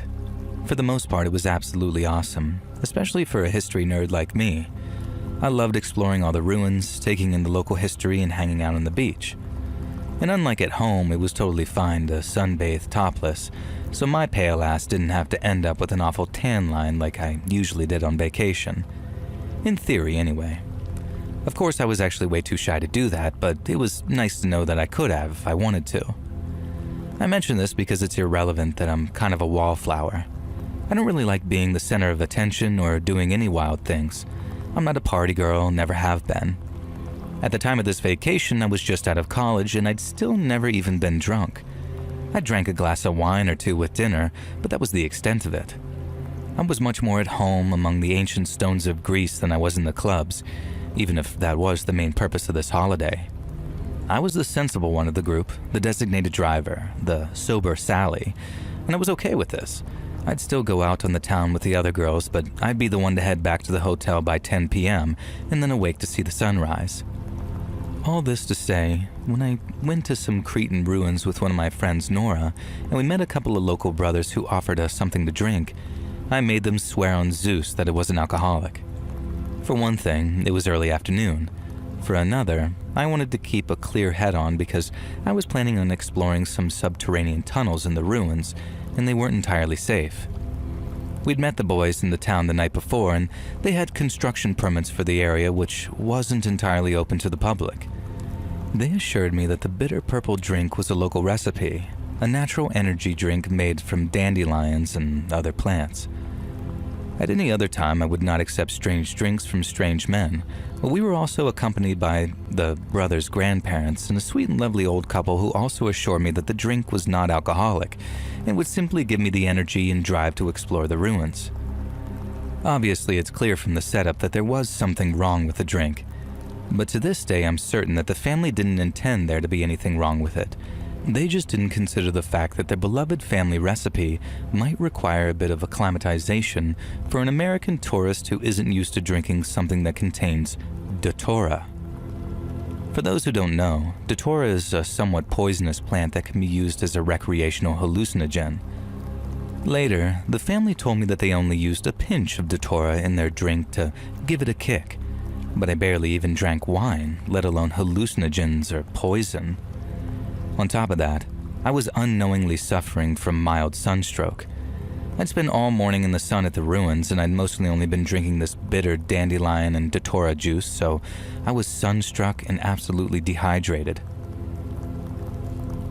All of this was a recipe for disaster when I went down into the tunnels under the ruins, armed only with a flashlight, and decided that I could absolutely manage it alone. It didn't take long for me to start panicking. It was cooler underground, but there were strange sounds. Soon I'd lost sight of any natural sunlight and only had my flashlight to guide me. I started sensing something was wrong soon after that. Whirls and chips in the rock began to form words and pictures in the darkness. I paused for 5 entire minutes, reading some ancient writing on the wall that suddenly turned back into meaningless rock texture. And next, I was certain that I could feel hot animal breath on my neck. I spun around and, of course, nothing was there. Somehow, I got it into my mind that the ghost of a minotaur was down here with me, an invisible minotaur ghost, and I began to run down the corridors, as if that would somehow help if it was in fact a ghost. I ended up just getting myself more lost and then heard scraping and the skittering of small stones.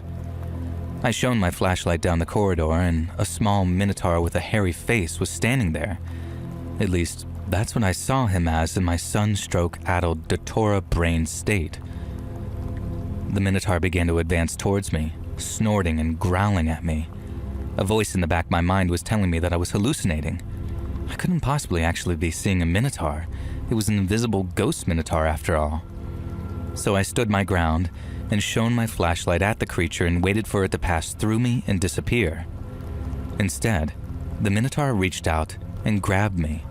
Stinking foul wine breath washed over me as the beast bore down on me. And for some reason, the minotaur wore a filthy fisherman's coat and fishing pants too, and he had gumboots on and a beard and a knitted cap and was also an old man. Yeah, this wasn't a minotaur. It was a hobo lurking around in the ruins, and now he had his hands on me. My head was spinning, and colors were flashing around the tunnel like I was in a magic abyss. The hobo minotaur clacked his teeth at me and slobbered down his beard, and I felt him grabbing at the waistband of my pants. Hell no, buddy. I raised the flashlight up over my head and brought it down on his forehead with a crack. This caused this hobo minotaur to howl in enraged pain and let go of me, but it also caused the flashlight's beam to weaken quite considerably. I shoved the hobo roughly against a wall and ran past him, trying to follow the route that I was sure that I'd taken. And it was a chase sequence worthy of an actual slasher movie, not least because the hobo managed to grab me a couple of times and tear my shirt a bit. Thankfully, nothing revealing, and I would have been mortified, as we've already established. It was just enough to make me look kind of badass when I came running out of the tunnels, screaming that I was being chased by a freaking minotaur. And holy crap, someone call Olympus because there was an actual monster after me. Nora grabbed me and shook me and asked me what was really wrong. Nora had been drinking the Datora drink too, but didn't seem to be affected by it in the same way I was, maybe because she was used to alcohol and also didn't have sunstroke. I tried to explain that there was a beast, but then the hobo came charging out of the tunnels screaming and yelling. Later, our Greek friends wouldn't translate exactly what he'd said, but told me that it was obscene. The hobo rushed at me and grabbed me, throwing me to the ground and flipping me over. Nora punched him and I kicked, squabbling backwards away from him as he reeled back. The Greek guys we were with came running over and one of them grabbed the hobo and threw him backwards. He stumbled across the area, hitting a pillar hard with his arm. Some debris dislodged from the top of the pillar and fell straight onto his shoulder, sending him crashing to the ground. I heard an absolute sickening crunch of bone as the rock pinned him down, and for a moment, I almost felt bad for him, until I remembered what he'd clearly been trying to do to me in those tunnels. The elderly couple told the grandsons to take us back to our hotel, and that they'd call the cops and get the hobo arrested for trespassing. They said it was better that we didn't let them know that we'd been in the ruins because we weren't strictly supposed to be there, and the Greek police can be a bit volatile. As much as I didn't... That said, it was better that we didn't let them know that we'd been in the ruins because we weren't strictly supposed to be there, and the Greek police can be a bit volatile. As much as I didn't want the hobo to get away with assaulting me, I was still very dizzy and confused from whatever was affecting me, and also judging from the state of the hobo and his crushed arm, he wouldn't be trying to assault anyone else anytime soon. I slept off the heat exhaustion and Datora poisoning, and the next day we had a conversation with these Greek brothers in which we worked out that the Datora in the cocktail was the likely culprit for my hallucinations, if you haven't already figured it out. And in some ways, I think their strange concoction actually helped. It gave me the energy to fight back against this hobo and escape through the tunnels, and maybe if I'd been faced with the dark reality of the situation down in those ruins, I might have fallen apart and been unable to escape. On the other hand, maybe if I wasn't high on Datora and actually had heat stroke, I might not have gone into a labyrinth alone in the first place. But really, who can say?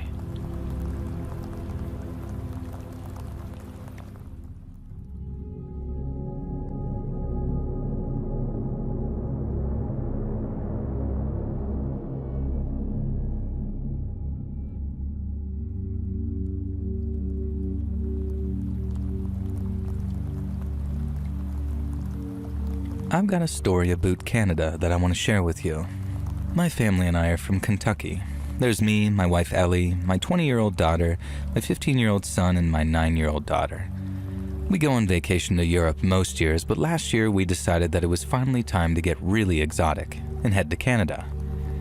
We settled in a small village near the boreal forest and went about researching the perfect Airbnb to rent for a week of wilderness tranquility and enjoyment. My wife found the perfect place, very affordable too, and we booked it. A few months later, I headed up to Merry Canada with the fam in tow. My son Elijah spent the entire journey playing on his Switch and wouldn't pay attention to the beautiful natural countryside, but my wife and daughters were awestruck, and so was I. I hadn't been to Canada in many years and was bringing back a lot of fond memories. We arrived at the Airbnb, a stunning woodland property just off from the nearby village. The key was meant to be just inside this digital lockbox attached to the front of the house, but as we pulled up and got out, it was pretty clear that the box was hanging open. Great start.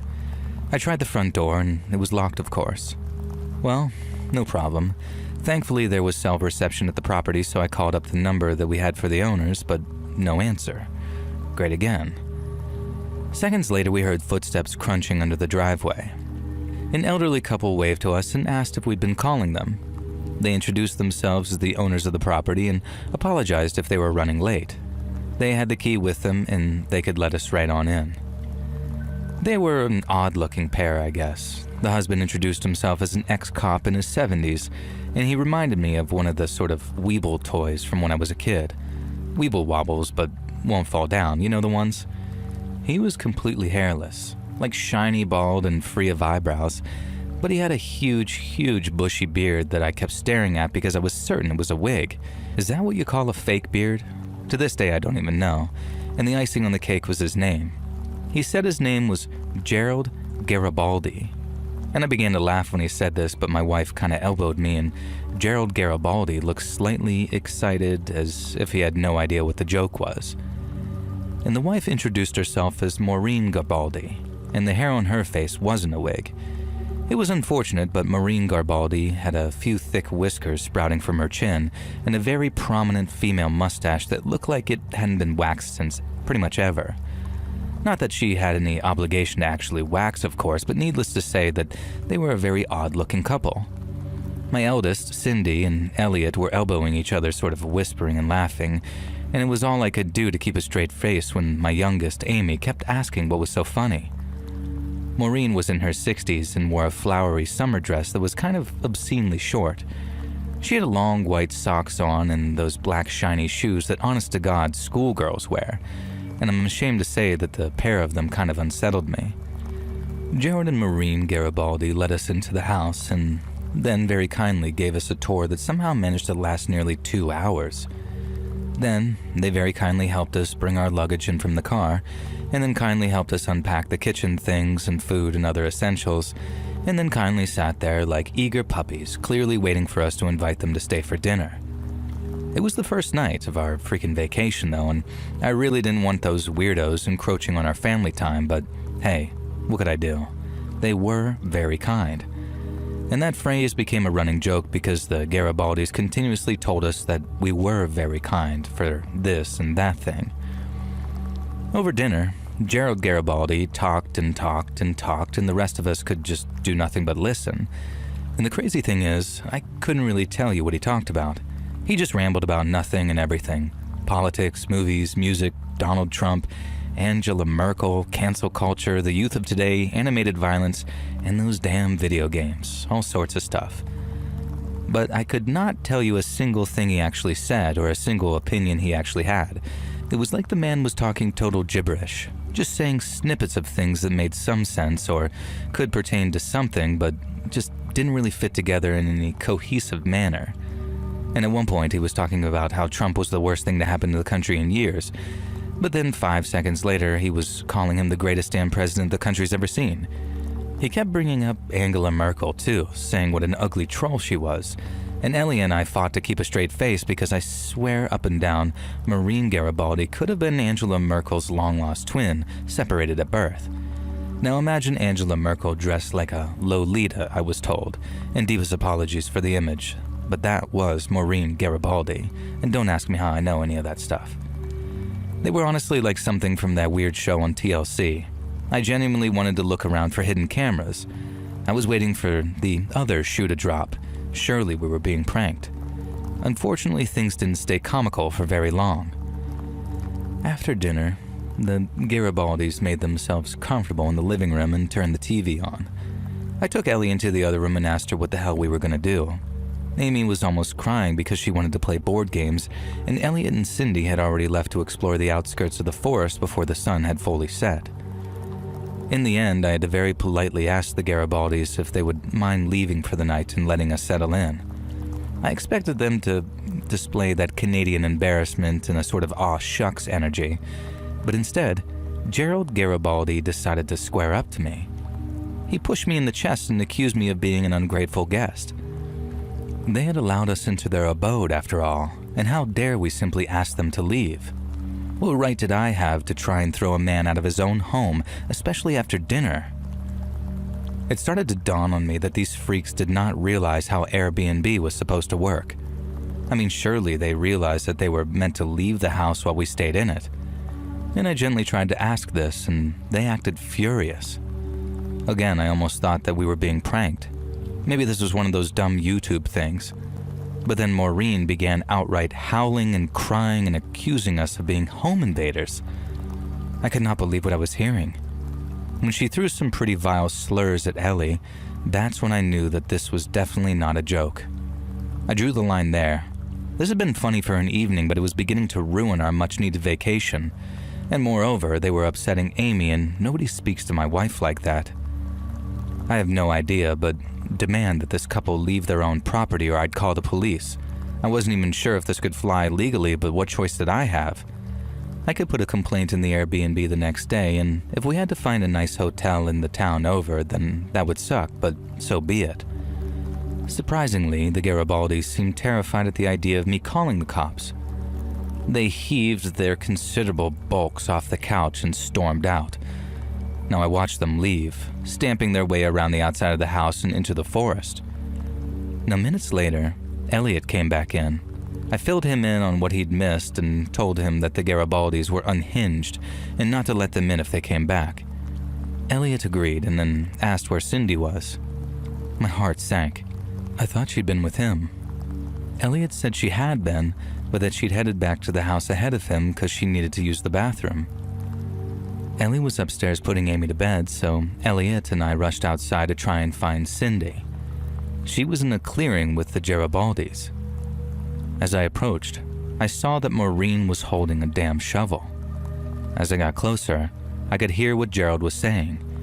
He was trying to persuade my 20-year-old daughter to come back with them to their house and have some sexy times with them. Cindy, who hadn't been present during the blow-up, was doing her best to be nice and not offend them, and I'm so proud of her for that. She was clearly worried about the shovel Maureen was holding, though, despite not knowing how volatile and weird this couple really was. I snuck out behind Maureen and grabbed the shovel from her hands. I told Cindy to get behind me, and that she didn't have to put up with this crap from these utter freaks. Maureen screamed at me, telling me that my family wasn't safe, and that they'd booby-trapped the house, and that there was a carbon monoxide leak that would poison us all in our sleep, and that they'd rigged the house to kill us. It was absolutely insane. I had no idea what we could do. There was no way that we could stay overnight in that house when the owners were this nuts. For the moment, I told Cindy to take Elliot back into the house. Then I kind of threatened the Garibaldis with the shovel, making sure they backed off and left the property. Once I was sure they waddled far enough away, I went back into the house. Inside, Ellie met me with some incredibly bizarre news. While I'd been out there dealing with the Garibaldis, she'd received a phone call on the Airbnb's landline.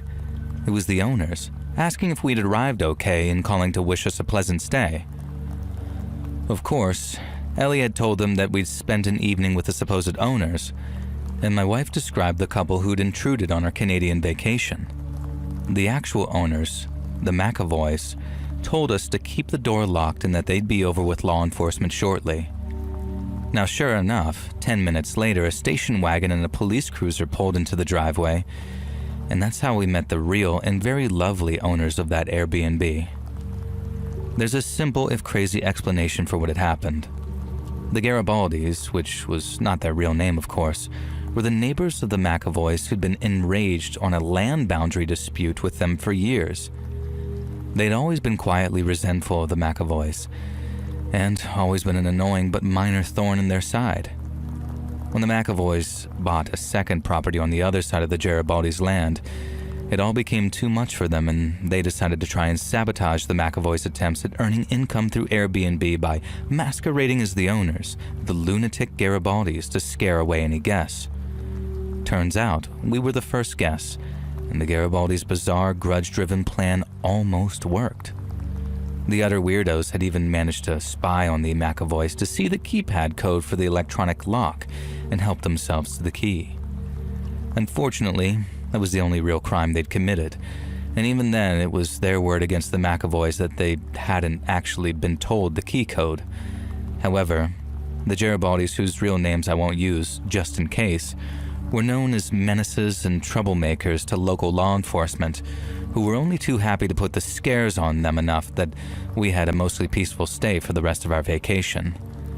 Which, I will add, the McAvoys gave us a severe discount on, meaning that for the most part, we got to spend a beautiful, tranquil vacation on the outskirts of the boreal forest for half the normal asking price. I say for the most part because there was one final scary incident before we left.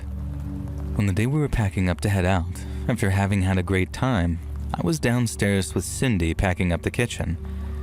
We heard a crash from the living room and ran next door to see that a stone had been hurled through the windows, smeared with what I can only hope was mud. We rushed outside to see a fat figure disappearing into the trees. I let the McAvoys know, and they informed the cops. I really hope for their sake that they installed some home security going forward. I do keep an eye on the Airbnb website to see if that property has ever been made available to vacationers again, and I've not seen it crop up since. It could be that the McAvoys decided that it wasn't worth trying to combat the Garibaldis, or it could just be that they're not renting through Airbnb anymore.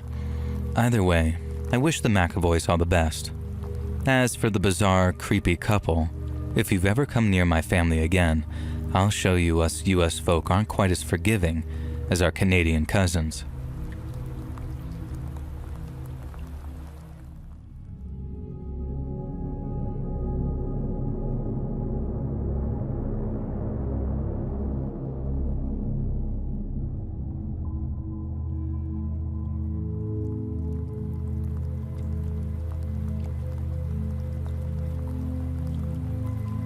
My name's Rachel, I'm from New York, and I see that you post a lot of hiking and camping stories, so I figured I'd send mine in.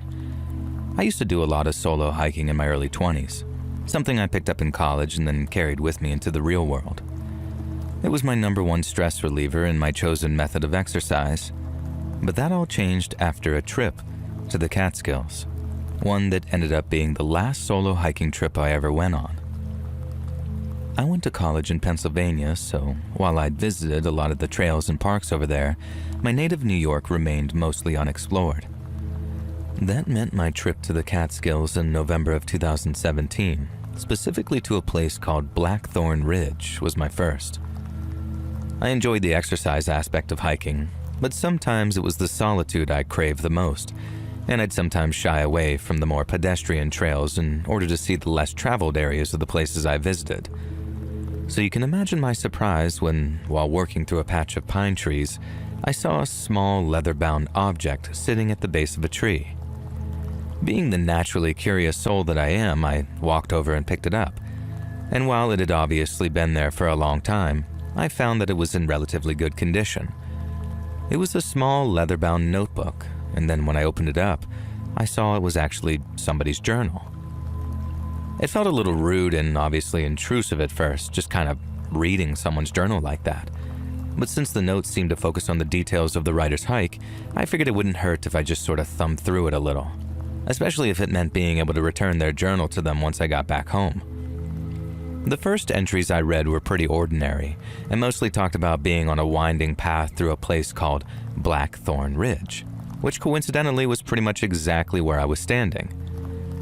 The notebook's owner was also a solo hiker, and obviously somewhat of a kindred spirit, I guess, because they wrote about the thrill of being out there alone, how beautiful and peaceful it was, and how it was their first time in the area. It was like reading my own story, all written out ahead of time, and I remember thinking how me and this person would probably be good friends should we ever meet one day. I closed the journal, slid it into my jacket pocket, and then carried on hiking along the ridge till I felt the pang of hunger creeping up on me. I stopped near some flat rocks, took out my water bottle and a few snacks, and then as I sat cross-legged on one of the rocks, I just kept reading the journal.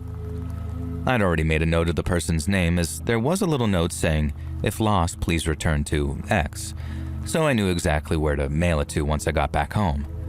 But since I was lacking on any reading material, and this person's hiking journal was so relevant, I figured that I'd just keep reading on a little until things got too personal.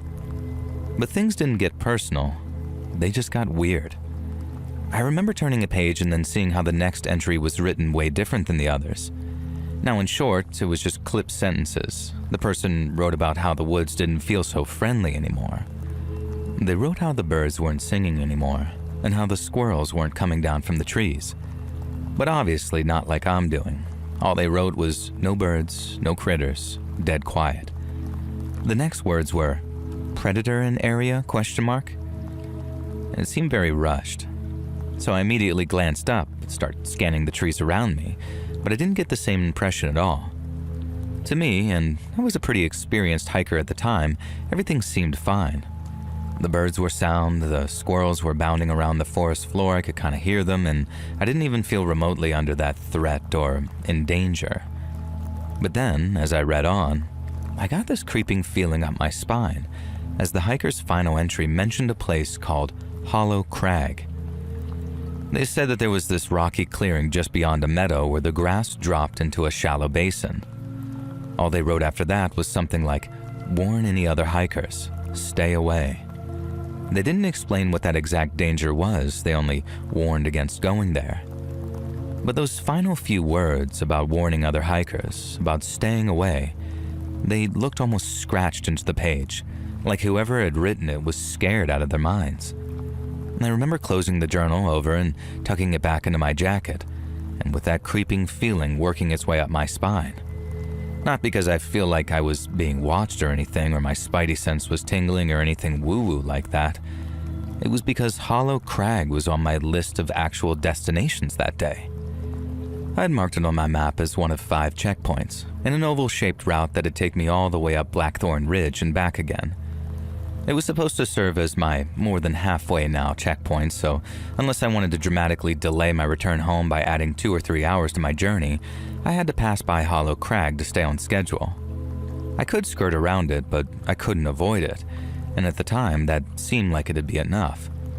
But looking back on it, I should have just swallowed the loss and resigned myself to hiking the extra hours, because when that journal said to stay away from Hollow Crag, it should have really said, avoid it at all costs. I got myself back on the trail so I could better navigate the area, but seeing how far out I was, it was barely any clearer than the terrain on either side of it. Roots were creeping under the soil, and low-hanging branches made it so I had to stoop down while paying extra attention to my footing. I should have been getting pretty tired at that point. I'd been hiking solidly for a few hours, but I was also getting a nice steady hit of adrenaline every time I thought about what was written in that journal. I'd glance over my shoulder every so often, half expecting to see someone following me, but the forest seemed empty, just me and the trees. There was no one in sight, but that didn't mean no one was there, and I remember the moment I heard this loud snap coming from behind me. It sounded like a big branch being ripped from a tree with a ton of force, like this sharp, tearing snap of wood. It sounded like it was maybe 50 yards back, but I didn't stop for a better guess, I guess, and I kept moving, thinking to myself, it's behind you, not ahead of you. You're safe for now. Just keep beating feet. And I started moving a little faster, risking a fall to put some distance between me and whoever made that noise. I kept my ears open for any other sounds too, but aside from my own breathing and footsteps, there was nothing. I knew I should have looked back, just to make sure that it was clear, but I couldn't. I guess there's a part of me that was still pretending it was all just in my head, so I couldn't bring myself to look back. I just kept moving steadily toward a curve in the trail, knowing I'd need to conserve every last ounce of energy if I was going to make a run for it. I sped up a little as I took the curve, but as I reached its end, I found myself faced with thinning trees and a large expanse of open grass. There was a wide, shallow bowl of rock and sparse grass, just as the person's hiking journal had described. It was Hollow Crag, and there was no getting around it. It's not like I wanted to step out into the open, but doubling back meant facing whoever was behind me, so I did the only thing I could and started to cross it. As I walked, my eyes darted toward every flicker of movement as my heart rate began to skyrocket from the terror of being so exposed. Once again, it seemed like I was alone, as I couldn't see anything but grass and tree trunks on the other side of the crag, But I knew that was impossible. I knew there was someone following me. And while I was alone, they weren't. I remember finally being brave enough to turn around and check behind me, but my head only made it 90 degrees before I saw the second guy off to my left. There was some type of figure walking at the far edge of the crag, one that moved out of the tree line and out into the afternoon sun in the moments after I spotted him. He was tall, strong-looking, and had the confidence of an outdoorsman about him, but I could tell right away he was no hiker. His clothes were very wrong. They were tattered, mismatched, like he'd pieced them together from scraps of men and women's clothing. He stopped as soon as he saw me, and I mean it very literally when I say that I felt his eyes on me. All I could do was clutch the straps of my pack and start walking faster, aiming for the trail on the other side. I had hoped that he'd stay where he was, but he didn't. He followed. The second man slipped back into the tree line again, probably in the hopes that I hadn't spotted him right away. Then he moved parallel to me, mirroring my movements as I pushed towards the trail. At this point, my legs were burning from the exertion and I wasn't even running yet. I knew that, like any predator, running would be the trigger for them to chase me. And when that chase started, it needed to start on my terms, not theirs. The trail was close now, maybe 30 to 40 yards, but I could still see the second man keeping pace to my left, ready to swoop in at any moment. I didn't know who those men were or what they wanted, but the journal's warning screamed in my mind, and I knew I had to move faster. I reached the trail and broke into a jog. Then when I heard a gruff voice behind me yell, "She's getting away!" I burst into a sprint. Even with low branches scratching at my face, and even with my pack bounced painfully against my back, I ran as fast and as far as my legs could carry me, because I'd never been so scared in my entire life in those moments. I needed as much distance between us as possible, but moving faster meant the risk of losing my footing, and unfortunately for me, it didn't take long for that to happen. I remember stumbling over a root and only barely catching myself against a tree, pushing off with my hands that were already scraped and bleeding, and then kept running as my legs and lungs were still burning. I had a nice clear patch at one point, a stretch that I could really get my legs pumping, but it didn't last. The trail suddenly twisted downhill, and while that meant that I was making progress, it also meant that I nearly lost my feet again. That time, I was even luckier not to go tumbling down that slope, which at that stage probably could have been fatal.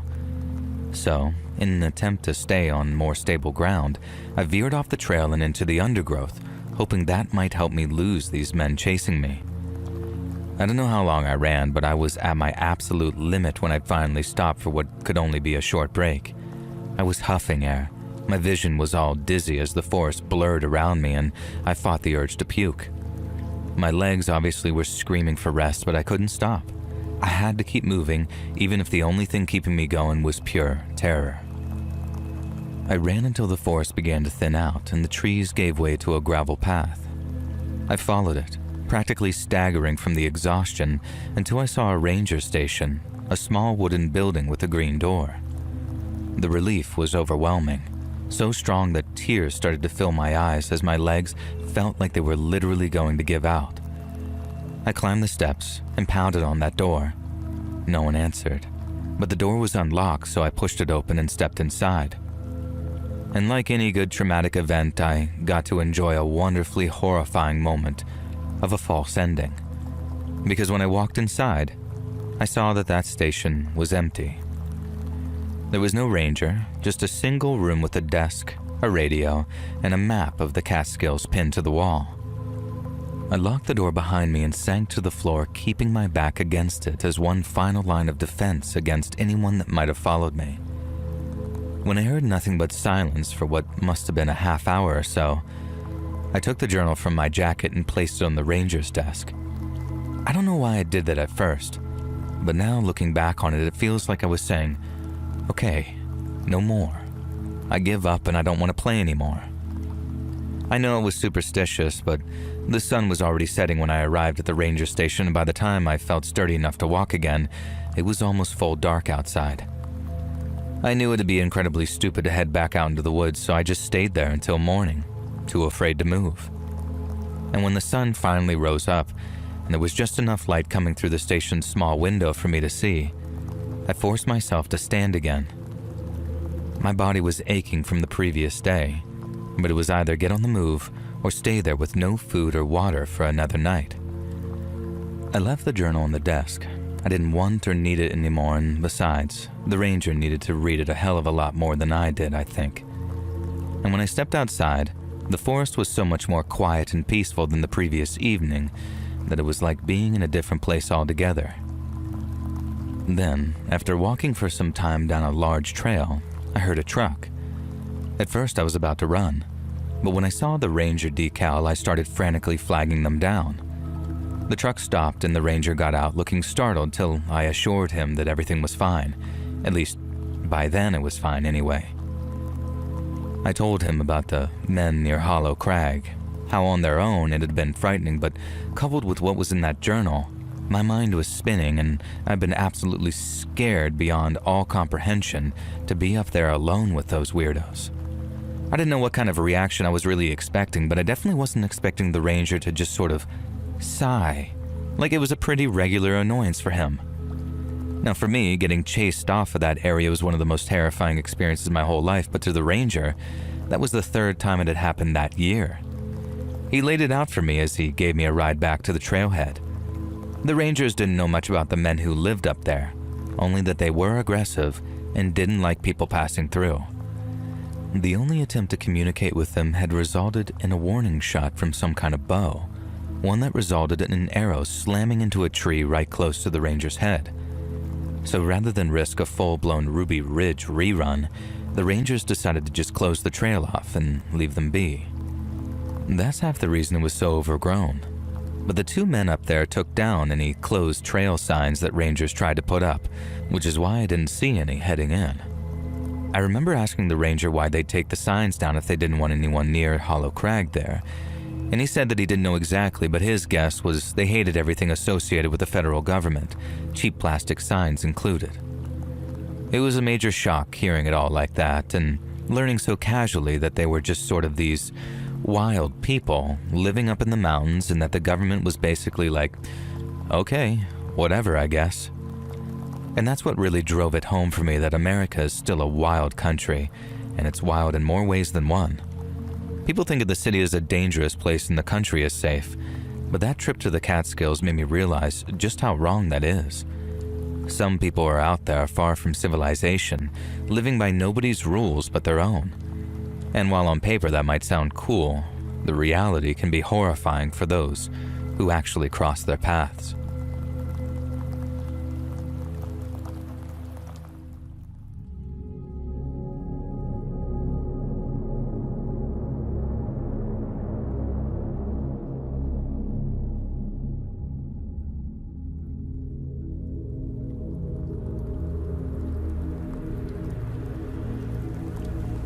This might sound crazy, but I somehow made it being a 28-year-old father of one without ever once going on a camping trip. And when my friend Caleb found out, he just about blew a gasket.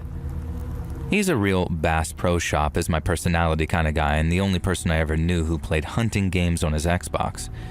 He hadn't been hunting in years, but he'd used to do a ton of camping weekends with the National Guard, and he figured that there was no better buddy bonding method than heading out into the boonies together. So since we were in Buffalo at the time, he said the Catskills were probably the best place to go if we wanted to get as wild as possible while staying close to home. We packed light, drove up in his beat-up truck, and then set out into the woods and found a spot a couple of miles from the trailhead. I had to admit, Caleb had picked out a real nice spot. It was nestled into a small clearing surrounded by pines and maples. And the ground was soft with fallen pine needles, so even without the camping chairs, it made for a good seat, and with a stream gurgling nearby, we had ourselves a supply of fresh water too. Caleb volunteered to set up both tents, so I occupied myself collecting firewood. It felt pretty cool, doing something useful that had contributed to building an actual fire, and as kind of a fire bug during my youth, getting to make a big one was something that I was actually very excited about. And by the time we had it crackling, the night had settled in and Caleb was showing off some of the campfire cooking he'd learned in the Guard. He'd made these things called pudgy pies, which are basically a ton of peanut butter and marshmallow fluff between 2 pieces of half-stale bread. That might not sound like anything special, but my God, out there in the woods, with the chill of the night setting in, it was one of the best things I've ever had the pleasure of eating. But as we ate, the fire burned down fast, and it wasn't long before we needed to collect more firewood. I volunteered myself, seeing as Caleb had brought all the food on his own dime, and then after getting up from my camping chair, I headed off into the darkness. I'd pretty much cleared the area around the camp, so I had to walk into the trees with my flashlight to find more decently sized pieces. I walked around, stacking pieces in the crook of my arm, and then, all of a sudden, I heard something moving in the darkness ahead of me. I stopped dead and pointed my flashlight ahead of me, expecting to see a deer or something weird, some kind of woodland creature, but there was nothing. Now I called back. "Yo, Caleb, I think there's something out here." To which then he replied, "Yeah, of course there's something out there, buddy. It's the woods." And the way he said it had me instantly kind of relaxing, thinking, yeah, I mean, that little thing is probably more scared of me than I am of it. Then after picking up a few more chunks of logs, I made my way back to the camp. Once the fire was roaring again, Caleb cracked open the cooler and we had ourselves a few cold sodas while watching the flames like they were TV. I was just about finished with my soda, so this couldn't have been more than 15 minutes later, when me and Caleb heard another sound, closer to the camp this time. We both went quiet and turned our heads in the direction of the sound. Caleb yelled something like, "Hey, ain't nothing here for you, buddy. Just move along now." And he said it so confidently that I couldn't imagine anything but the hungriest black bear not listening to him. And then a second or two later, we heard these steady footsteps moving away from us. I remember being kind of impressed that it actually worked. I expected Caleb to be pretty pleased with himself, and he didn't look pleased with himself at all. He actually looked spooked. I asked him what was up, and I'll never forget the chill that went through me when he said, "That wasn't an animal, buddy. That was a person." I asked how he was sure, and he said the gait was unmistakable, as in like the rhythm of the footsteps told him it was walking on 2 legs and not 4, something I wasn't familiar with in the woods. I got up walking over to his pack and took out the little gun case that he kept his pistol in, and then after taking it out and loading it and tucking it into his jacket, he suggested that we go on a little walk to make sure the area was still clear, and maybe talk to whoever was out there. I'm not gonna lie, walking the woods with an armed man who said that he just wanted to talk to whoever was out there was pretty goddamned wild. But that was Caleb. He's a friendly guy, but boy can he handle himself. He wasn't looking for a fight. Neither of us were about to lay our heads down to sleep without knowing that we were in the clear. Once we were sure the area was clear, we headed back to camp for what Caleb called a Mexican pizza. And then after a couple of beers and a pre-roll that I brought along for old time's sake, we climbed into our tents for some well-deserved sleep. But for me, sleep did not come easy. My little pine needle mattress flattened out within just a few minutes, and even with the sleeping pad that I had with me, the ground was uncomfortably hard to lay on. On top of that, I started hearing sounds outside the tent again. Not as close or rhythmic as the footsteps we'd heard, but enough to have my eyes shooting open every time I heard something a little too loud. I remember listening out for Caleb, thinking, he's gotta hear this too, right? But then I suddenly heard him snoring softly in his tent.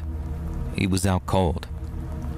I lay there telling myself, if Caleb thinks it's safe enough to sleep, then it is.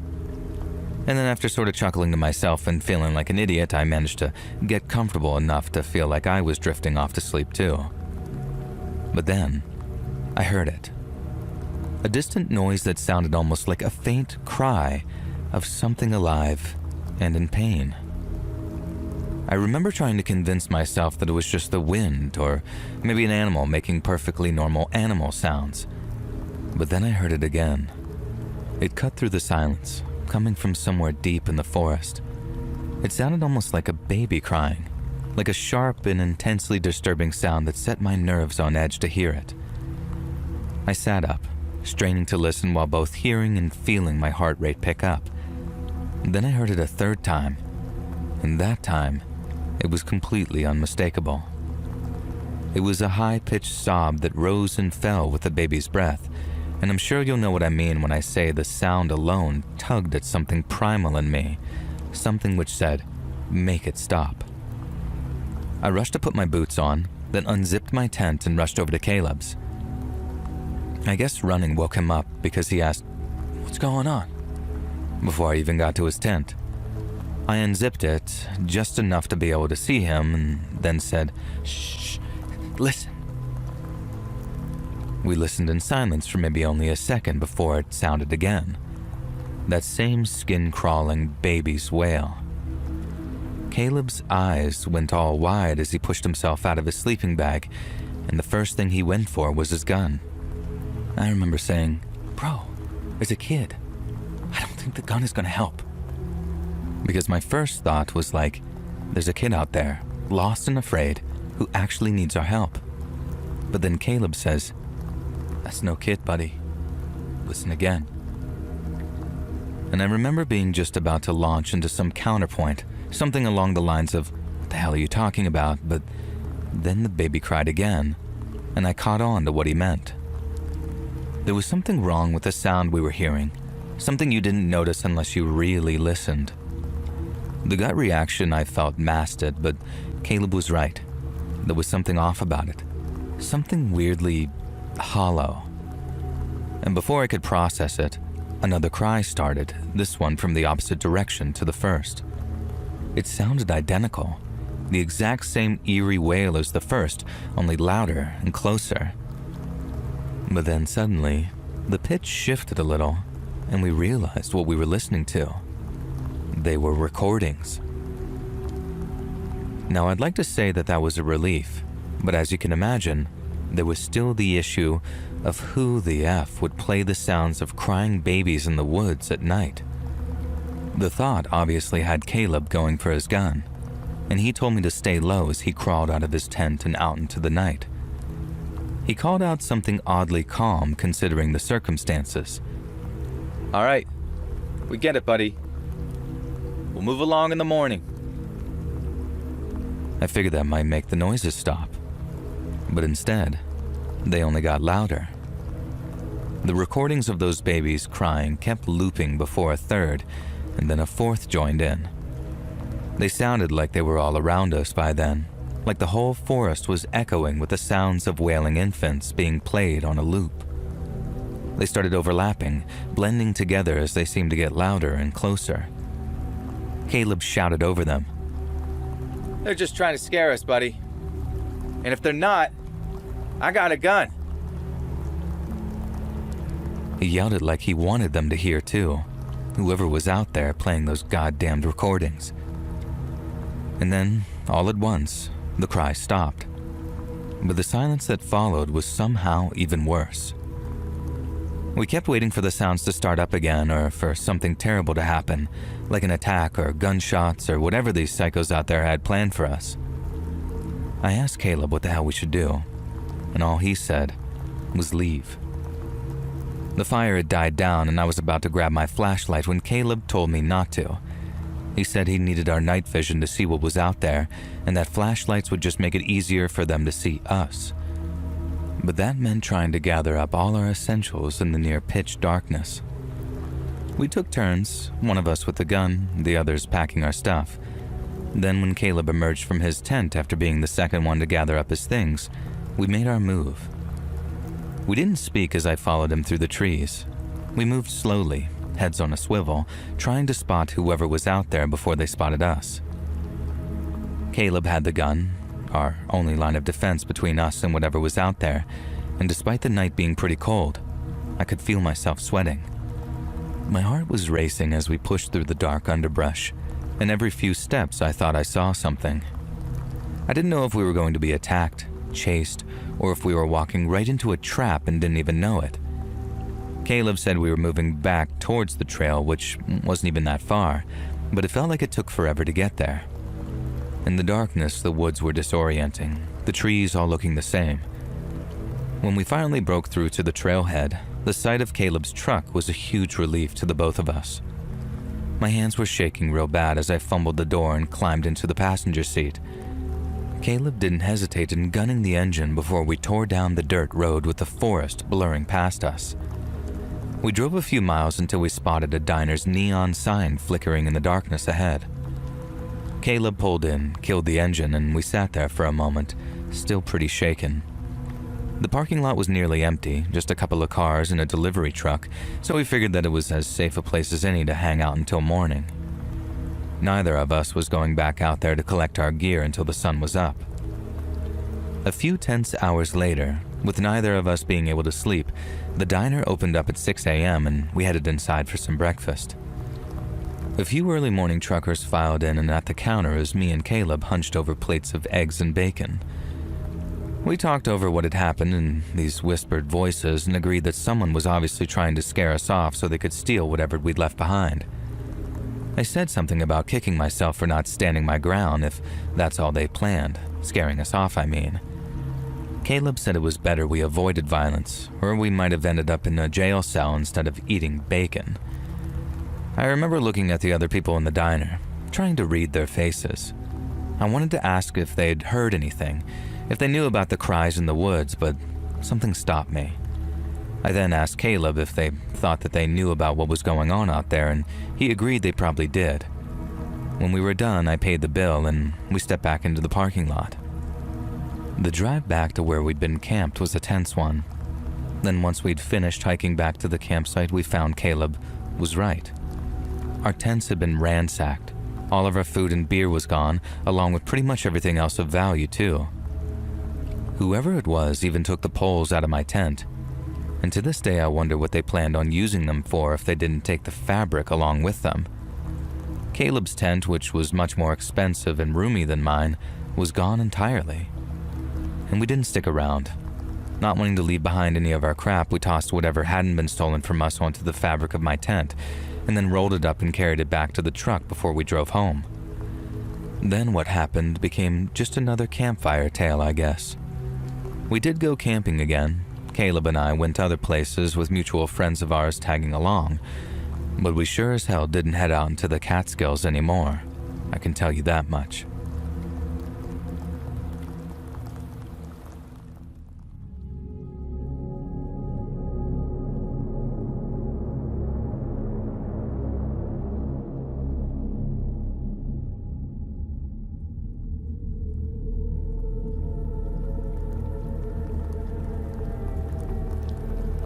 I have this traumatic childhood memory that I cannot forget. Sometimes I dream about it or just think about it late at night when I can't sleep and I'm feeling stressed. It sucks, and I thought maybe posting about it might help me get over it a little. So I'm sending this to you today, and when I was a kid, we were always struggling for money. I feel like we moved houses maybe 6 or 7 times, usually a downgrade to a much cheaper property, even a trailer one time, followed by a big upgrade because my dad never lived within our means. As soon as he had a bit of dough, we started spending it, living in luxury. It was kind of sweet. He wanted to provide for me, my mom, and my baby brother, but he just wasn't good at keeping hold of money. When he had a good job, we'd get takeout food every day, and he'd shower us with toys and mom with gifts. Then we'd lose everything and end up in some dirty-ass trailer park or something, and everyone would be stressed. Dad would never take it out on us, but he'd take it out on himself, smoking and drinking and falling into a stupor, so it took longer to break out of the rut and find the next job. I never really knew what my father did for work. He didn't have a profession exactly. He took on random jobs and schemes pretty much. He was always looking for his latest get-rich-quick gimmick, and if I'd try to list or even remember most of them, I'd probably be here all night. One time, he sold cigarettes out of the back of his car until the law shut him down. Another time, he got a group of parolee friends working as home decorators until a client realized that he didn't have the necessary licenses and insurance when one of the guys fell through the roof. It was just things like this, all the time, and while he was a fun dad, it also made my childhood incredibly stressful, especially after my baby brother Barton was born and wouldn't stop crying all the time. The specific memory that sticks in my mind happened when we were renting a fairly nice house in the suburbs. I guess Dad's latest scheme had been paying off because things had been going well for a while and I was beginning to let myself relax. I remember the sun was setting, so that it must have been mid-evening when the knock on the door came. I knew my mom and dad were downstairs with Barton, so I was surprised when the knock sounded again and nobody answered. I looked out the window of my bedroom at the front of the house. A guy was standing at the door. He looked up at me and something about him terrified me. I know it's silly, but in my head I kind of equate him to that Rocksteady character from the Ninja Turtles. You know that big rhinoceros with a tank top, khaki pants, and big boots? This guy reminded me of him, only, human. He had this mullet that looked ex-army and an earring that kind of glinted in one ear and tattoos all up his thick, muscled arms. He must have caught sight of me looking at him because he looked up and kind of scowled at me from under a very thick, ugly unibrow. I know I'm probably imagining him as more troll-like and terrifying in my mind than he actually was, but I guess that's how childhood traumas kind of get at you, I guess. And now I'm gonna call him Rocksteady, but he began hammering on the front door with a very meaty fist. He shouted that he knew we were home. He'd seen someone in the upstairs window. An instant terror and guilt flooded through me. Immediately I heard footsteps downstairs, Dad going to the front door and Mom coming upstairs. My bedroom door opened just as I heard the front door unlatch. Mom was holding Barton, reassuring me that everything was okay and to come back into the room and play. I ignored her and ran to the window. Dad had stepped outside into the front yard with Rocksteady, and Rocksteady was sizing up Dad, looming over him very menacingly. And my dad wasn't a fighter. He wasn't a buff guy who worked out. He was fairly short, and in my mind, he was fragile. He was always smiling and joking and being silly, and the idea of someone like Rocksteady hurting him seemed like a genuine possibility. Even more so as I watched this guy grab Dad by his shirt and drag him into the street. I started to cry and bang on the window, but Mom came and pulled me away and made me play with Barton for a bit, even though inside I was absolutely breaking. After 5 minutes or so, Mom had to use the bathroom, so I darted to the window again. Dad and Rocksteady were in the street. Dad was pacing back and forth, gesturing and talking animatedly in his way, and Rockstar seemed calmer and was leaning up against a muscle car. I watched as Dad and Rockstar shook hands, and then Dad came back into the house. He was all smiles and cheery after that. Nothing to worry about, he said. Just a simple misunderstanding. Rocksteady was a guy he worked with and his paycheck hadn't gone through, but it was all sorted out now and everything had been squared away. I told my dad that that man reminded me of the Rhino from Ninja Turtles, and he seemed to find that hilarious. I thought Mom was calm and fine too, but in retrospect, she clearly wasn't. I went to bed more relaxed that night. It was around 1 a.m. when I heard the crash. It was coming from downstairs, the sound of wood splintering and the front door being kicked in. I looked out the window in terror to see 3 men coming through our front door, and Rocksteady was taking up the rear.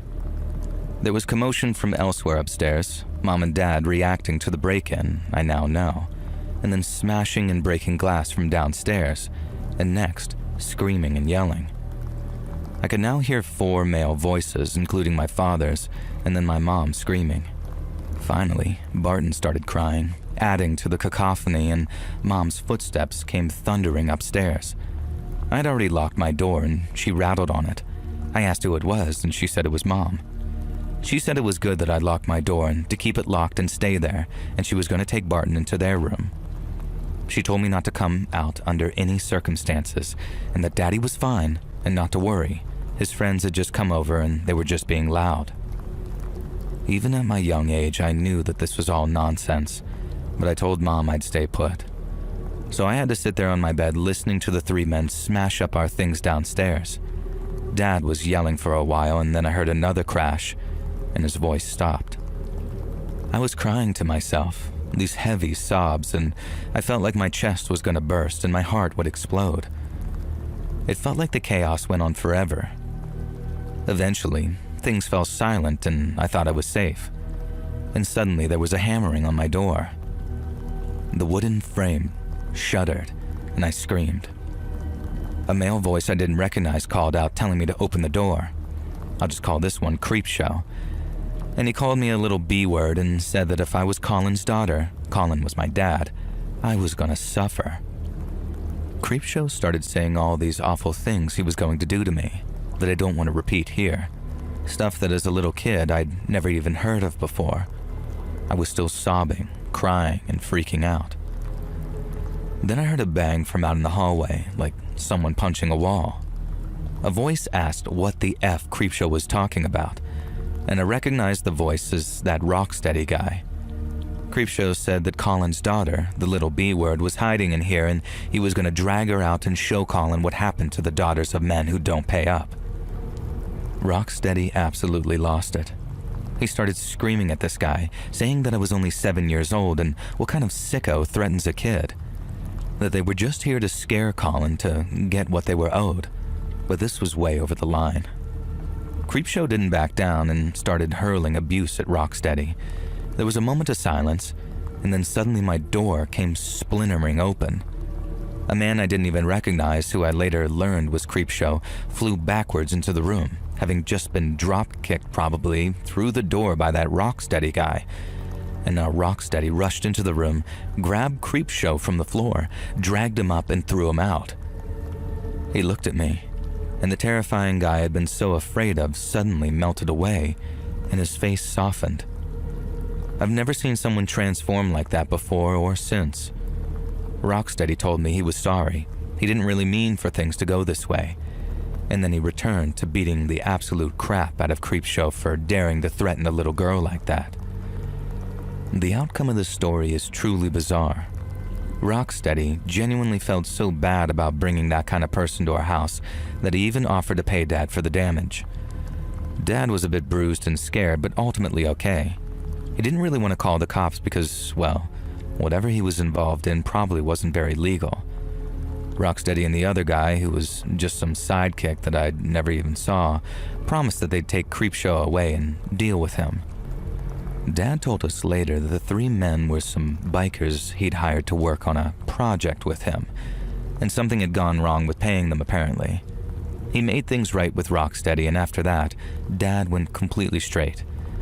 I guess it took my life being threatened to finally wake him up. Dad passed away recently, and he lived an honest life ever since that day. I have no idea what happened to Rocksteady or that Creepshow guy, and it's not Rocksteady who causes me to wake up at night, panicking and scared. It's Creepshow. The things he said to me through that door, the punishments he promised to beat out of me, they're not anything that a 7-year-old girl should ever have to hear. No, I'm sure Creepshow isn't even alive anymore. When Rocksteady drop-kicked him through my bedroom door, he looked like he must have been in his 50s even then. He'd had to have been over 80 by now, so I can only hope that he died in pain and misery. But sometimes late at night, I imagine he's still out there, walking up the stairs to my bedroom door. And this time my dad and Rocksteady are no longer around to stop him.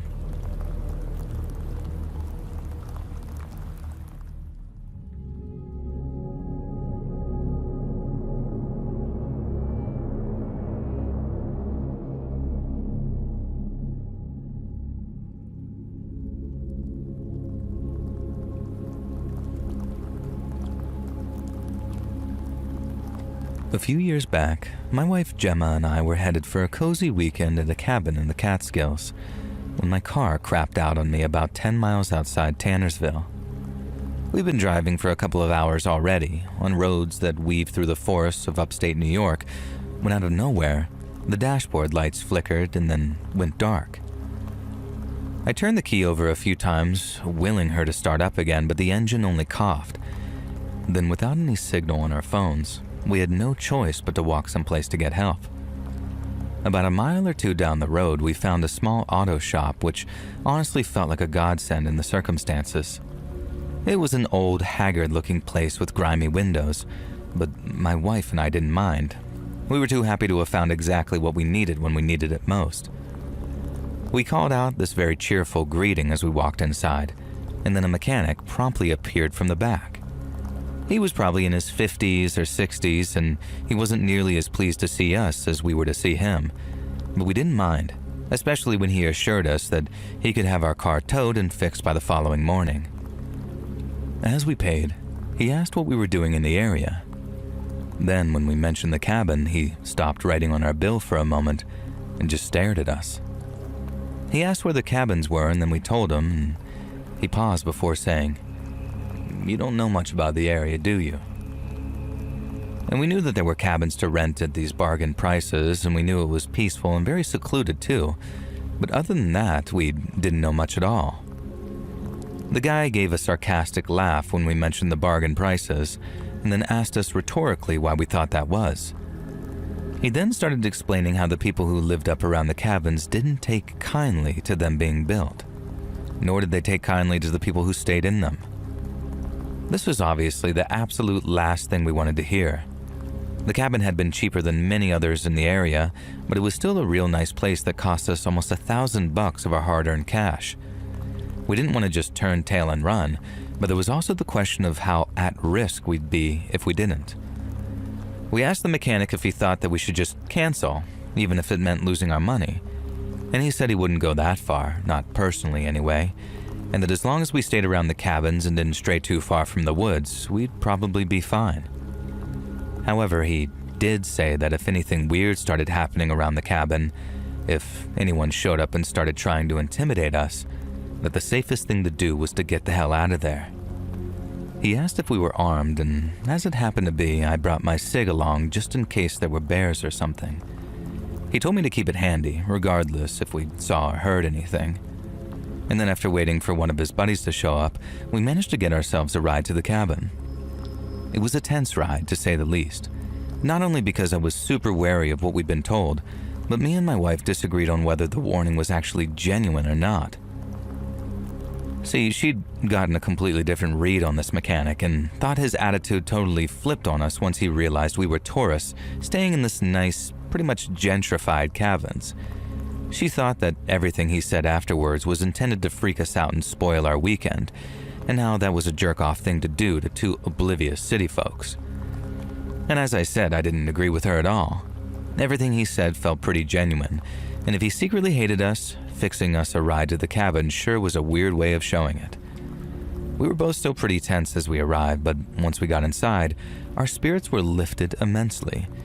Because not only was the inside just as rustically luxurious as advertised, but a little walk around the perimeter showed nothing but peaceful, barely touched forest.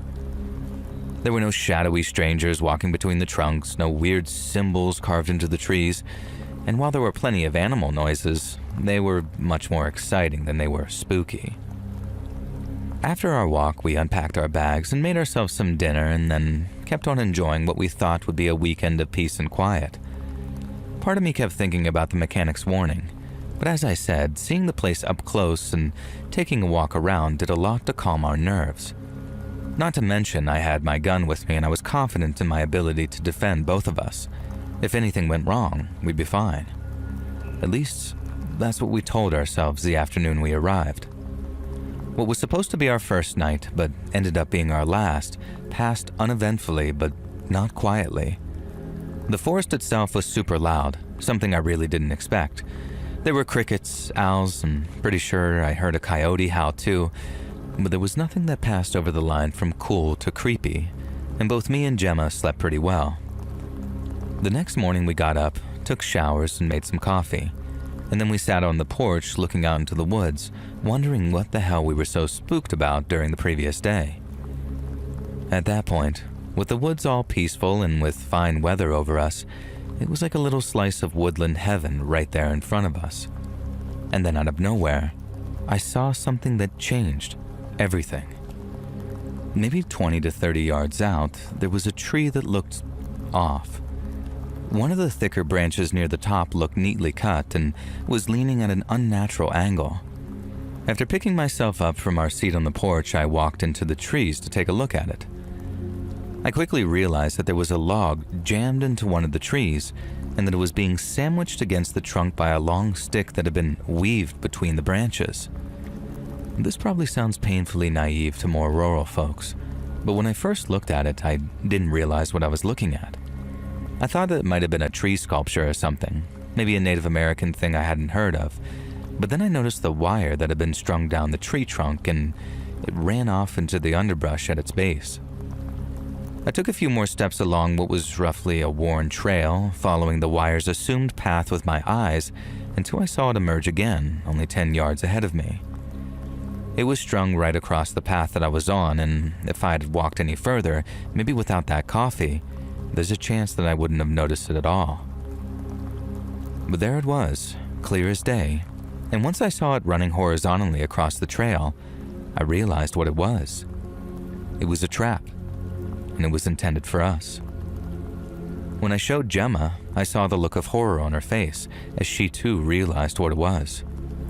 I grabbed the stick and tossed it at the wire, and then when it hit, the wire pulled out the log support and it came crashing down onto the trail almost exactly where the tripwire had been. Gemma yelped when it hit the dirt, and I'd be lying if I said I wasn't majorly freaked out too. If I'd been standing there when it fell, I'd have been a dead man. We took another careful walk around the cabin, eyes glued to the ground when we were moving and then looking up into the trees whenever we were still. We found a pile of stones stacked in an unnatural way, and we both decided it looked suspiciously like a marker of some kind. There was also a strip of cloth tied to a branch not far from the cabin, and we wondered if that too was some kind of marker or indicator. As we walked back to the cabin, we decided that we weren't going to stay for another minute. We packed up the rest of our things and walked all the way back to that auto shop. It took us maybe an hour plus to get there, and I was worried that we might get lost along the way, but after hitting the highway, it was a straight shot to the shop. When we arrived, our car was parked out front, and when we went inside to collect the keys, the same mechanic was there. He took one look at our faces and knew we'd found something out there. We told him all about the trap we'd found in the trees, how it would have done some serious damage if we'd triggered it accidentally. He said he'd never heard about any traps before, but he wouldn't put it past the folks up there to lay a few down. He also said he was glad we were okay, and when we said we were headed home early, he offered to refund the money we paid him to fix the car as a gesture of goodwill. I think he knew that we were decent enough to refuse him, but you could tell that he felt genuinely bad for us on account of how shaken up we were. We appreciated it, we really did, but we've also never returned to that area, and we never intend to.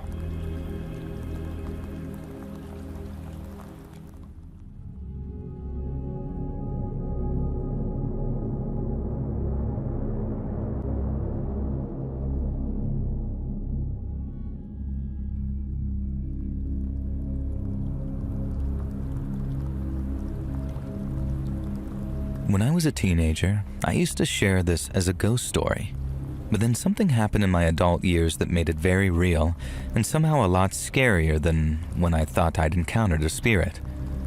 So bear with me. To my child mind, this was a paranormal encounter, but it's not, and you'll find out why in the second half.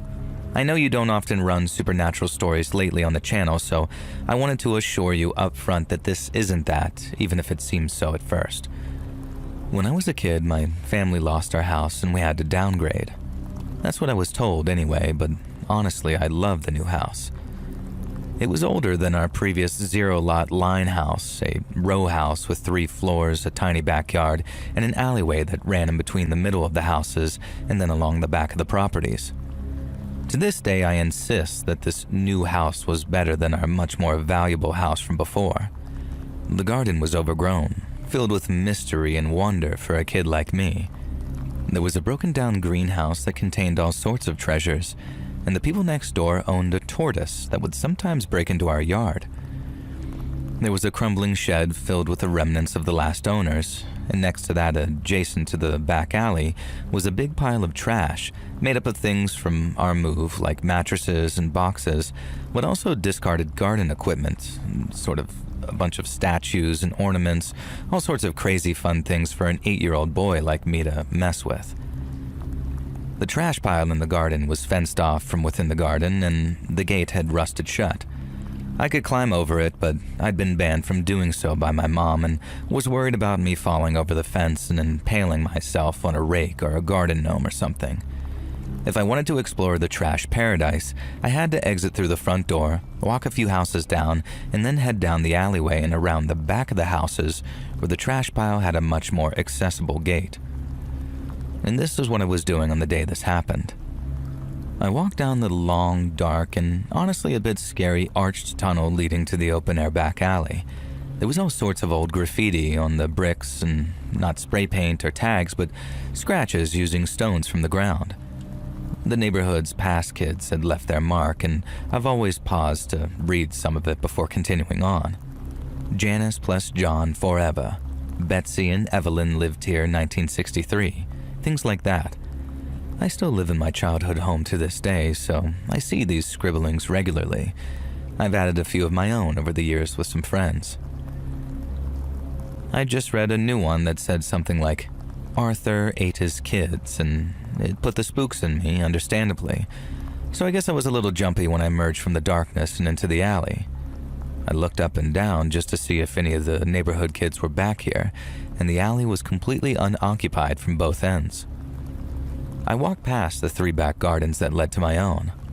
When I reached mine, I tried to unlatch the gate, but the metal hook had gotten rusted or stuck somehow since the last time I used it.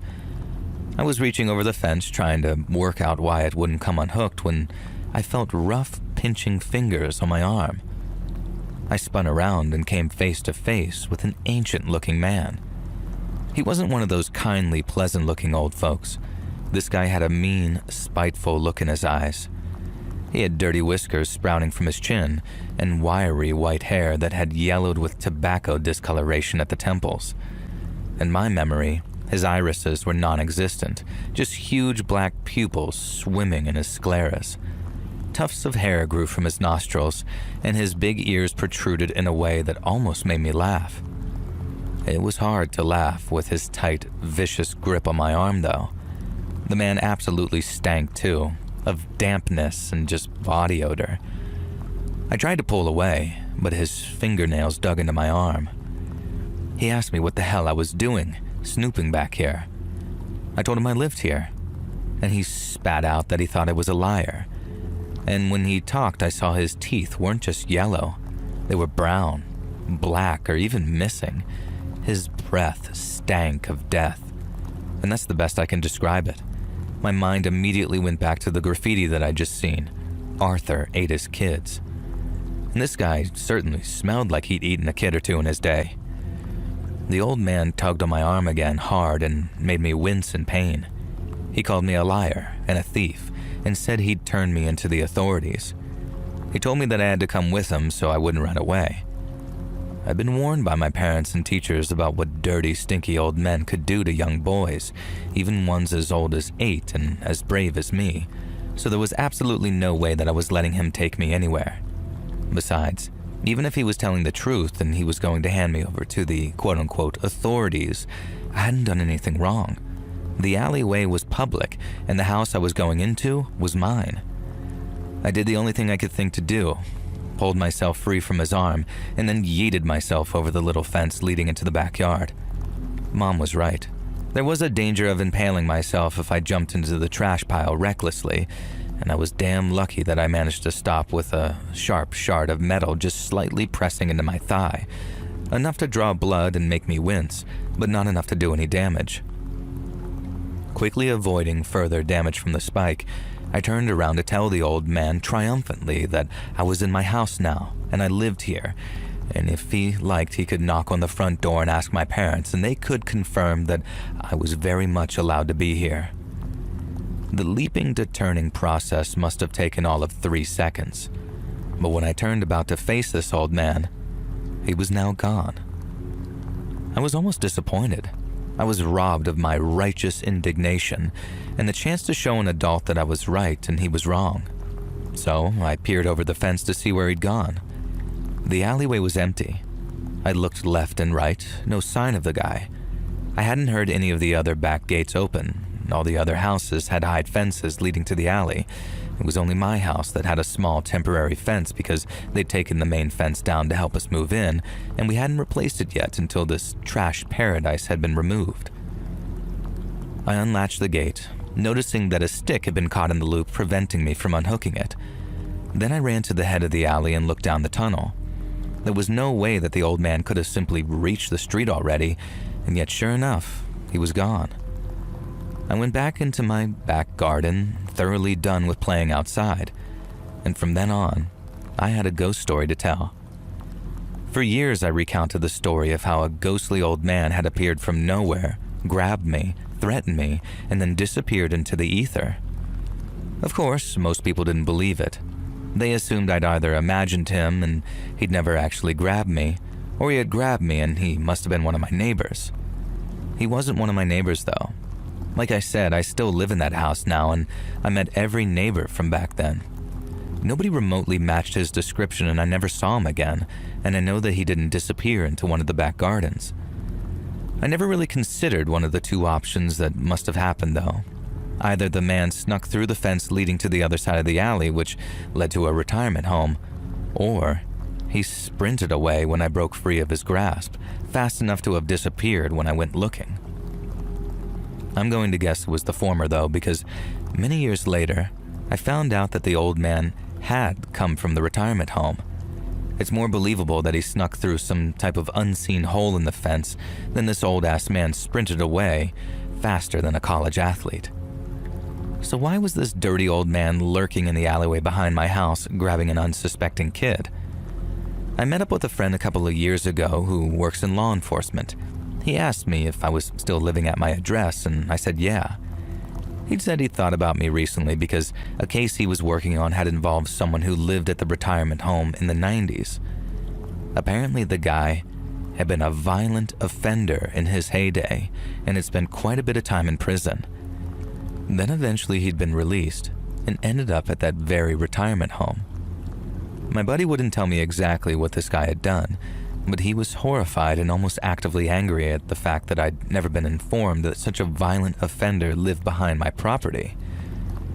After I met with my buddy, I asked my parents if they'd ever known about it, and they hadn't, so I guess we just didn't have to be informed back then. Now back to the present with my buddy though, he told me that the guy was long dead now and that he'd cropped up as a potential accomplice of a current suspect they had who was part of a ring. So my buddy was curious if I'd ever seen anyone being weird with kids around my area. He described the man, and while I can't be sure because ultimately he was generic skeevy old white dude, it very much sounded like the ghost who grabbed me in the alley. And I reminded my friend about my true ghost story from my childhood, which I told him and others a bunch of times, and we both went a bit pale and quiet. Honestly, I think I preferred it when I thought the old fogey was just some ghost. I can look back on a ghostly encounter with wonder and excitement. But a near miss with an old pederast though, well, that's a lot more traumatic.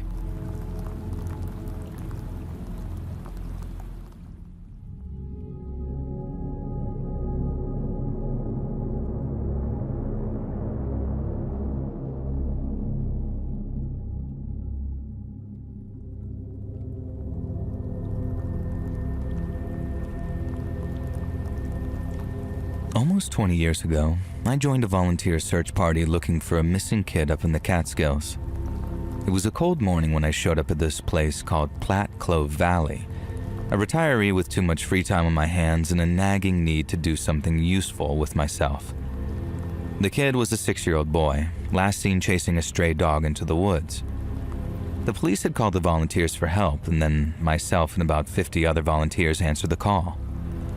Under the supervision of cops and professional search and rescuers, we searched all morning without any luck. It rained in the afternoon and about a dozen people headed home soaking wet. The rest of us were told that we were welcome to carry on searching into the night, so that's what we did. It made for a tough going.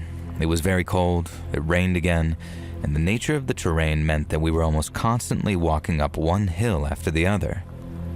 The group spread out in a loose line of these bobbing flashlights, and we called the boy's name over and over, and some of us yelled till we lost our voice. My back got really stiff from the hours of walking, and after a while it started to really hurt, but I kept moving. The thought of some kid out there all alone and afraid kept me going long into the night. I'd like to say that all of my fellow volunteers were good eggs, but One caught my eye early on, and not for the right reasons. He was quiet, kept to himself, and was always lingering at the edge of the group.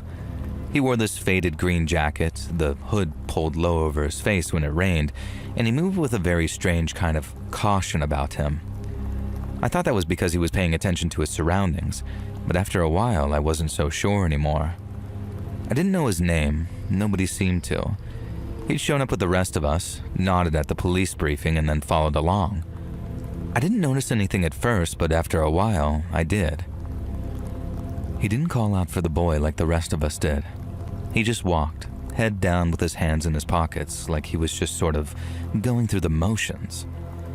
And as the night dragged on, our group got more and more tense.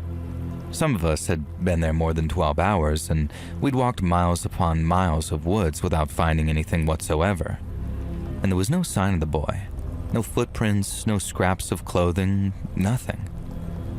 The other volunteers were starting to crack from the exhaustion, and I was feeling it myself. But it wasn't just that. It was that sort of creeping dread that settles in when hope starts to fade, and people start considering the worst. We'd all been so hopeful that morning, but that night, all that cheerfulness was gone and was replaced by something very dark. Around that same time, I noticed the man in the green jacket avoiding a particular stretch of the valley he'd been assigned to search. It was a rocky area, thick with brambles and fallen logs, but it wasn't impassable.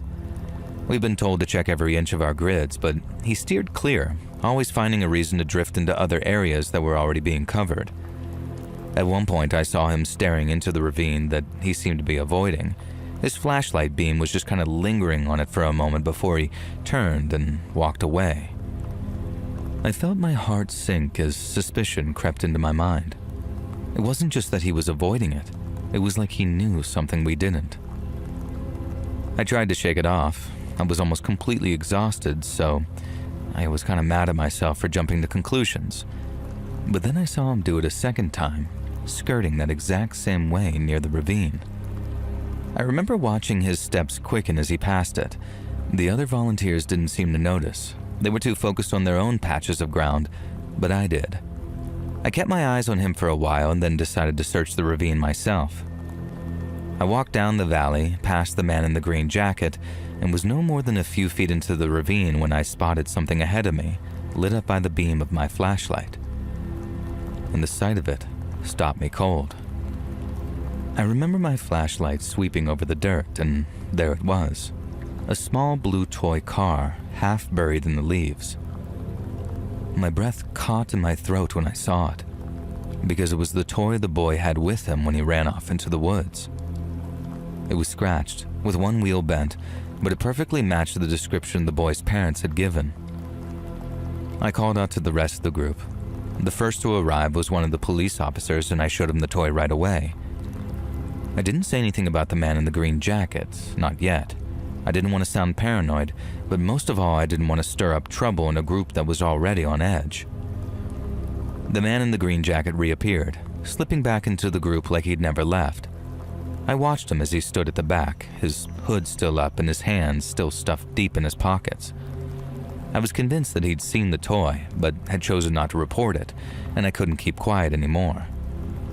I suddenly pulled one of the officers aside, and in a low voice, I told him what I'd seen. I told him how the man avoided the ravine, and how he seemed to know more than he let on. The officer listened and nodded along, then when I was done, he thanked me for letting him know and said he'd discuss what he'd heard with his fellow officers. He didn't do anything right away, so I figured they weren't going to act on the word of some exhausted and half-crazy old person. But a little while later, I saw two officers approach the man in the green jacket. They stepped away from the group and I couldn't hear what was being said, but I saw the man's shoulders stiffen as he became very defensive. They talked for a few minutes with the man gesturing, and then he turned and walked off into the dark. Around 1 a.m, before I left, I asked the officer what had happened when he spoke to the man in the green jacket. He said the man had been questioned, had denied knowing anything about the boy's disappearance, and had been so offended at having to justify himself that he actually left the search entirely. Now, having made a note of his name on his ID, they knew who he was, but He was unlikely to be questioned unless the investigation pointed in his direction. And I understood. The police can't just arrest someone on some hunch.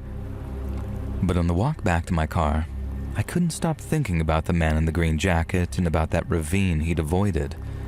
And the next day I went back for a second day of searching, but the mood seemed to be different. Nobody talked much, there weren't as many smiles, and even when people did, the smiles never seemed to reach their eyes. The man in the green jacket didn't show up again, but his absence felt louder than his presence ever had. One little talk with the cops and he just quit. And it didn't sit right with me, and I don't think it ever will. I didn't find out what happened to the boy or what the man in the green jacket knew. And since he was never arrested, at least to my knowledge, I have to accept that I'm going to die not knowing. And that, my friend, is a very bitter pill to swallow.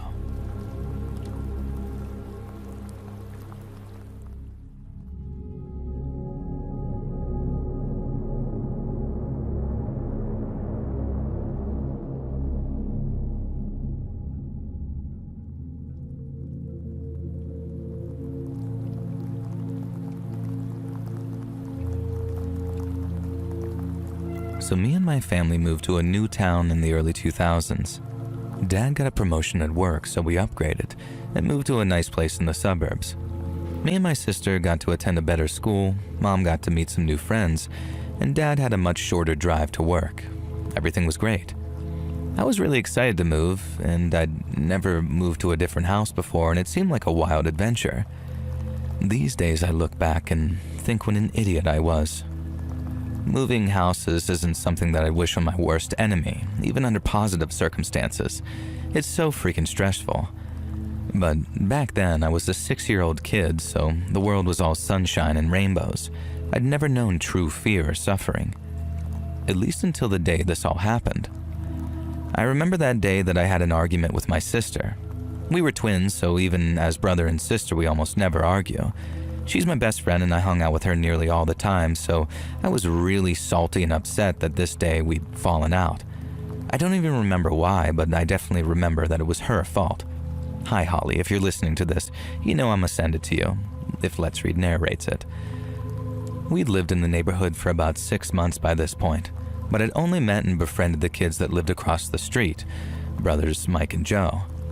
Most of the other houses were occupied by older folks. It was kind of a quiet community, perfect for older couples but less popular for families with kids. I knew there was one other family though, just at the end of the cul-de-sac around the corner. They were a big family, mom, dad, 3 sisters, and a brother. We knew them vaguely from church, and they were known as an extremely nice, friendly family, so I thought nothing of just wandering around their house and knocking for them to see if they wanted to come play. 2 of them did, the girl my age, Kathy, and her brother, Will. We played various ball games and whatever other silly things kids enjoyed back then. It was fun, and I liked them. Then, from a field across the road, a group of other kids came strolling over. One of them was Will's friend and a few other kids, and then Will's friend's cousin, who was a chunky, loud, and angry girl called Hester. Hester was about 10, so older than most of us, and she lorded that fact over the other kids. Immediately I could tell that she was an insufferable little brat, and after just an hour she started picking on 5 or 6 different kids in turn, making people cry or turn on each other in the way that bullies do. Of course, because Hester was such an obnoxious, unpleasant person, everyone wanted to impress her. And that's how it is when you're kids, I guess. After a bit, Hester declared that our neighborhood was fake and gay and dumb, and if us stupid kids knew what was good for us, we'd follow her across the field to a much cooler place. None of us were allowed to go that far from home, and none of us wanted to get hurt by Hester either, as she would be threatening. And the place that Hester led us to was actually cool. It was the beginnings of a park, sort of half set up and half under construction. A set of monkey bars and a swing set had already been set up, and a teeter-totter and a merry-go-round were abandoned on the green half covered in plastic. I guess it says something about the nature of the area that these things were just left there waiting for construction to resume after the weekend, and that the area wasn't fenced off or anything. And like moths to the flame, some of the kids waddled wide-eyed over to the swings and began playing there. And Hester commanded everyone to follow her though, and led us to a stack of concrete tubes. They were stacked in a pyramid shape, 3 on the bottom, 2 in the middle, 1 on the top. "Who's brave enough to go inside?" Hester screeched, pointing at the middle tube on the bottom. And this seemed like a terribly stupid idea. The tubes were fastened together with some kind of metallic straps that held them in place, but even then, and even at 6, I was aware that these tubes were potentially incredibly dangerous, and incredibly stupid that anyone had left them unattended. "I'll do it," I said. So I got down on my hands and knees and carefully, nervously crawled into the tube. And I called that I was in, and then behind me, the light disappeared. I tried to turn around and discovered that the tube was just too small for me to turn around in. And that's how I discovered that I suffer from crippling claustrophobia. I began to panic almost immediately, backing down the tube. My foot pressed against something. Hester and the other kids had put some kind of board or block over the exit. I tried to force against it, but the concrete scraped my bare knees and I couldn't get any trajectory to kick back against whatever they were holding there. And frantically, I already started to cry. I began to sort of crawl down the pipe towards the other end. It was very slow going. The pipe was about 20 feet long, made of rough, spiky concrete and little stones that dug painfully into my knees. I was about halfway to the end when Hester's face appeared in front of me at the end of the tube. She yelled at me that I was stuck in there and called me a little crybaby. This, of course, made me cry, which made the other kids start laughing at me, taunting me to impress Hester. Her ugly face looked in again, and then everything went dark as they covered that end of the tube with a board too. I began to absolutely freak out, screaming and crying. I looked over my shoulder and saw from behind me. I realized they only had one board to cover the exit and were running back and forth outside. I began moving backwards, pleading with them to let me out. I heard Hester yell, and just as I'd neared the other end, light poured in far ahead of me and they covered the exit and freedom yet again.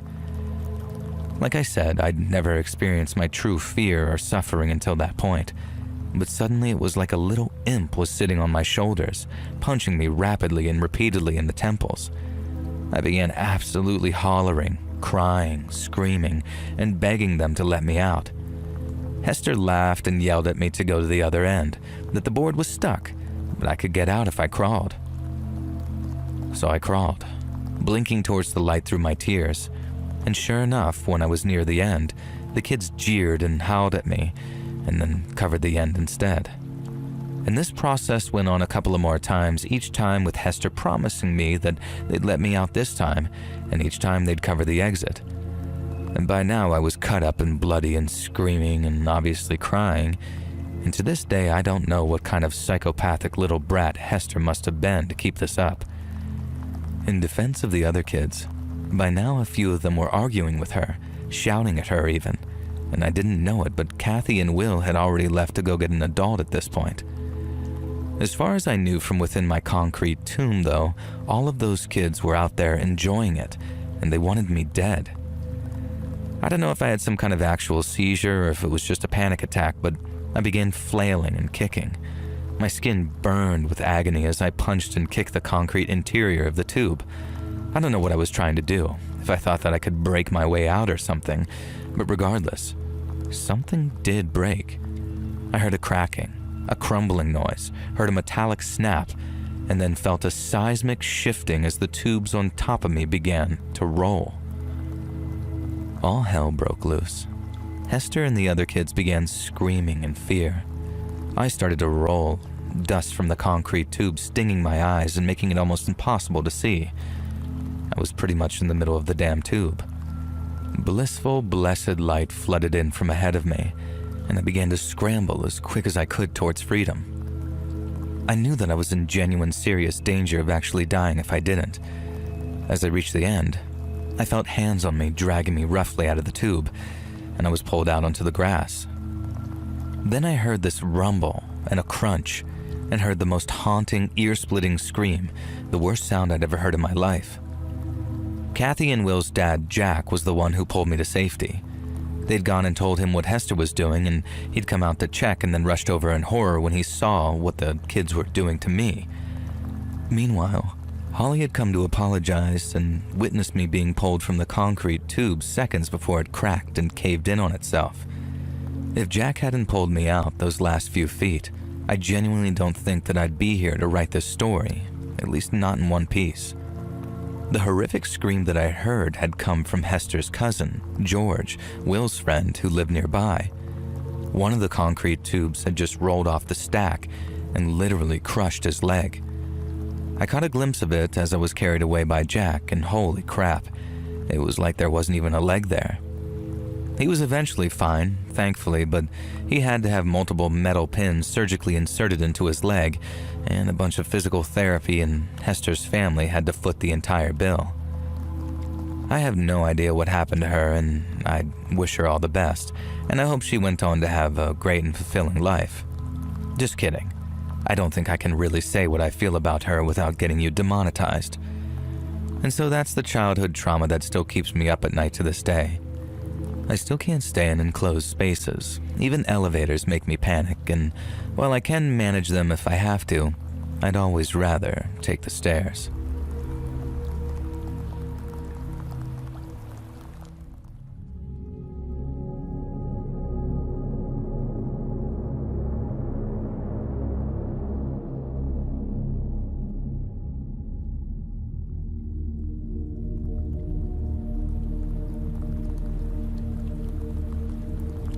I've been photographing wildlife around Balsam for years when this happened.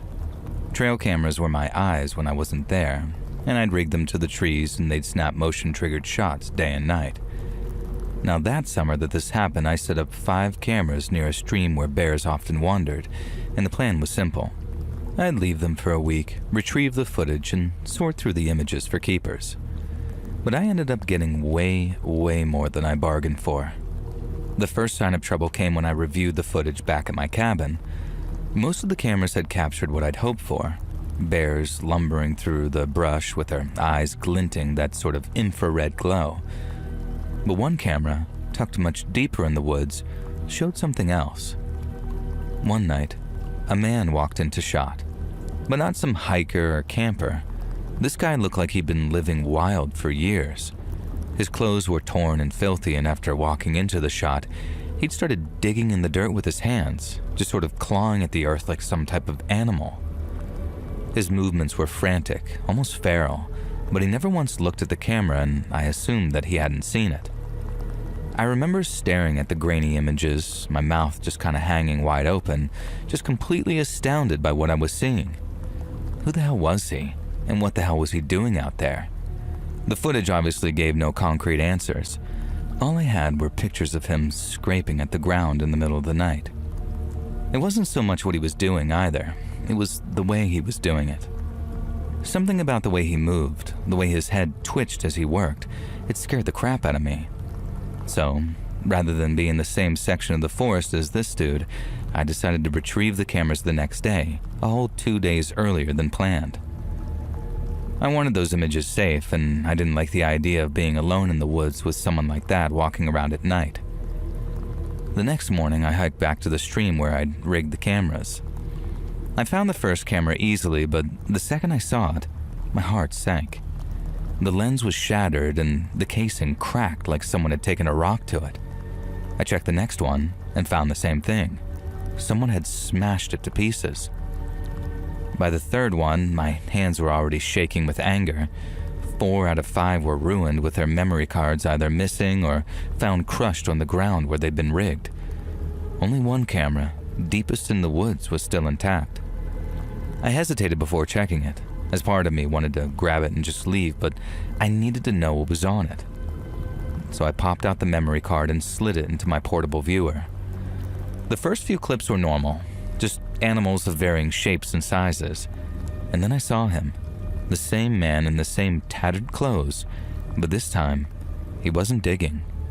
He was standing right in front of the camera, staring into the lens. His face filled the frame, very pale, gaunt looking, with big dark circles under his eyes. His lips moved like he was muttering something, but the camera didn't pick up sound. His eyes locked onto the lens like he knew something was watching. I shut off the viewer, yanked the camera from the tree, and got the hell out of there. I stuffed the camera in my backpack and started back toward the trailhead. My car was a 2-mile hike away, but every step felt like it took forever. The forest didn't feel peaceful at all anymore. Now, I couldn't shake the image of that guy's face and the way those hollow eyes seemed to stare right through the lens.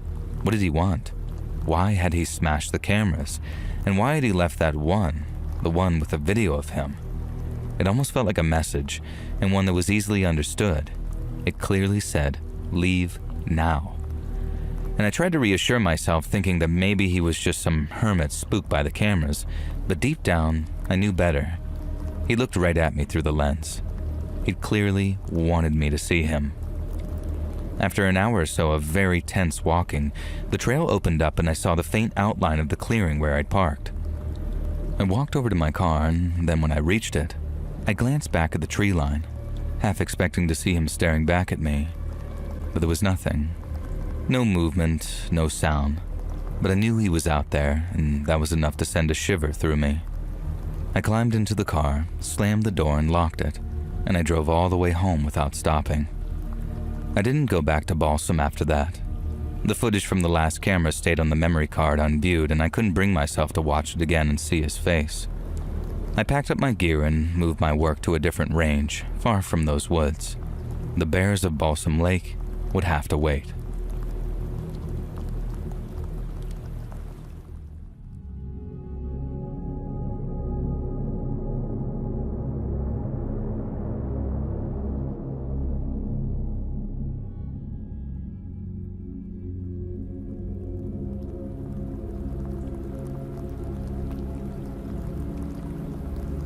I have an absolutely weird story for you, and it drives me nuts that I've never been able to work out the exact truth behind it.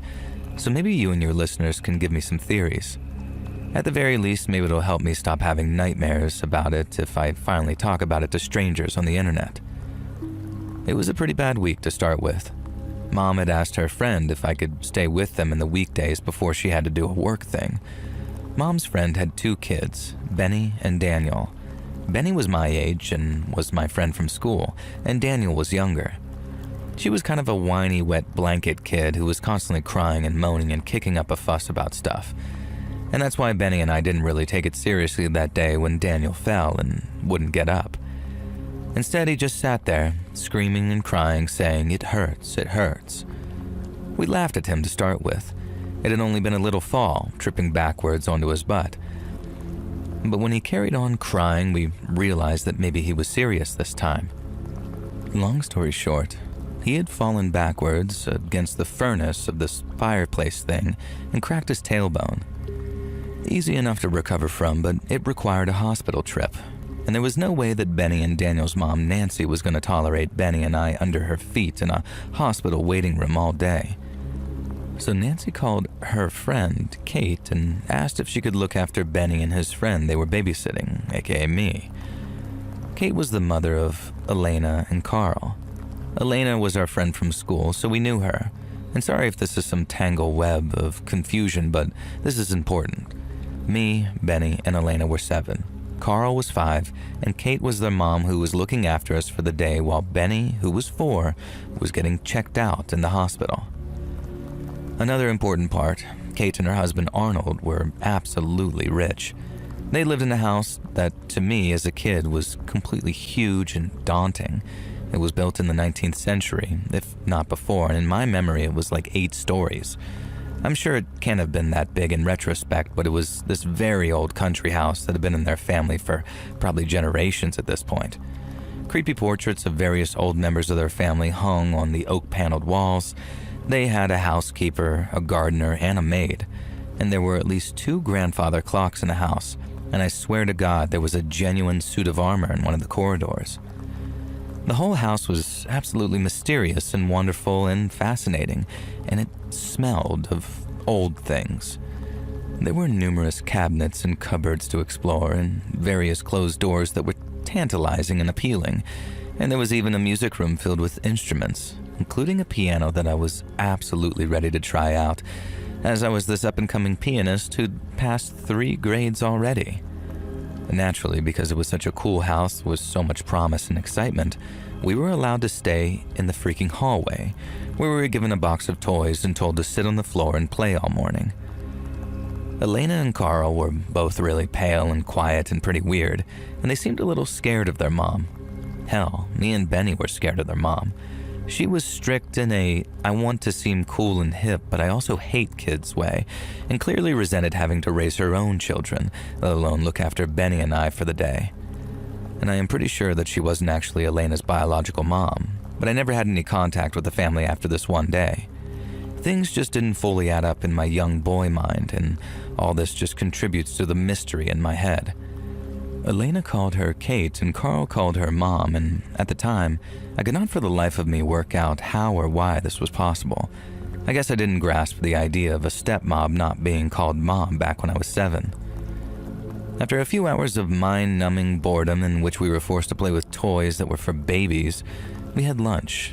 I forget what it was, but I remember it being the most boring, bland lunch I've ever eaten, and I remember thinking that I was glad that we didn't have a big, valuable house if it meant that you had to eat boring crap as a sort of compromise.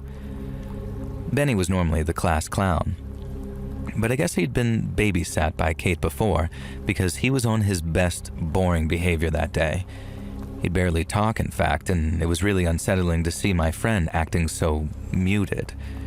He was normally the leader, and he would get us into all sorts of trouble. After lunch, Kate allowed us to play in the garden, which was a sprawling, mysterious wonderland of trees. There was a pond, flower beds, and a vegetable garden. So of course, we were only allowed to stay on the patio area, in sight of Kate at all times while she sat in the kitchen watching daytime TV. After half an hour, it began to rain, and Elena and Carl would apparently catch pneumonia if they stayed in the rain, so off we all went back to the cold tiled hallway where we had to play with baby toys again. After a while, Kate announced that she was going to take a nap, and I watched her disappear up 2 flights of stairs. Not that she'd been watching us before, she'd been in the other room with the door half open, but now that Kate had fully left, I was hoping it meant that we could actually do something a bit more exciting. I suggested this to the others, but Elena seemed horrified and said that we had to do what Kate said and we better stay in the hallway playing with Carl's jigsaw puzzles because it wouldn't be good to get into trouble. Benny had gone to the bathroom and hadn't come back for 10 minutes. I looked around at the home with this very sad longing. Surely there had to be something cool we could do. I asked Elena if the house was haunted, and Carl began to sniffle, and Elena explained that he was afraid of ghosts. God, what a crybaby. He made Danny look like a badass, and Elena explained that no, there were no ghosts here. I asked who else lived there, and she said it was just her, Kate, and their dad, who was always away during the week in the city. Even at 7 years old, I knew enough to feel bad for Elena here. Kate clearly wasn't a nice mom, and I kinda understood why Elena was always on her own and lonely at school. I asked about the house staff, and Elena said that they came from the nearby village a few days a week. And I found it incredible that such a huge house could have so few people living in it, especially when the kids seemingly weren't allowed in most of the rooms. Benny still wasn't back, and I needed to use the bathroom. At first, Elena said that I'd have to wait, but then she relented and said that there was one upstairs as long as I promised not to touch or break anything. I needed to pee so bad I thought that I was actually going to wet myself, so I promised her on my life. She told me it was upstairs and on the left, so I ran upstairs, quiet as I could so Kate wouldn't hear and yell at me. I found the bathroom, and it looked and smelled like my great Nan's bathroom, full of pink doilies and one of those knitted toilet roll covers with a doll's body in it. None of it looked like it belonged to a young modern family, and the whole place was so weird. I washed my hands and left the bathroom. I was about to go downstairs and behave myself, honestly, but then I heard sounds coming from one of the rooms. I knew Kate had gone up to the next floor and their dad was away for work, so I thought maybe Benny had come upstairs even though there was no way that he could have gotten up here without seeing me. I approached the door. I heard another sound from inside, and it sounded like a person in distress. To this day, I would swear that I heard the word help. I opened the door, and the sight that lay inside stays with me into adulthood. It was my first real experience of seeing a genuinely sick person. A 4-poster bed sat in the middle of the room, surrounded by translucent medical-style curtains. Monitors and machines beep from beside the bed.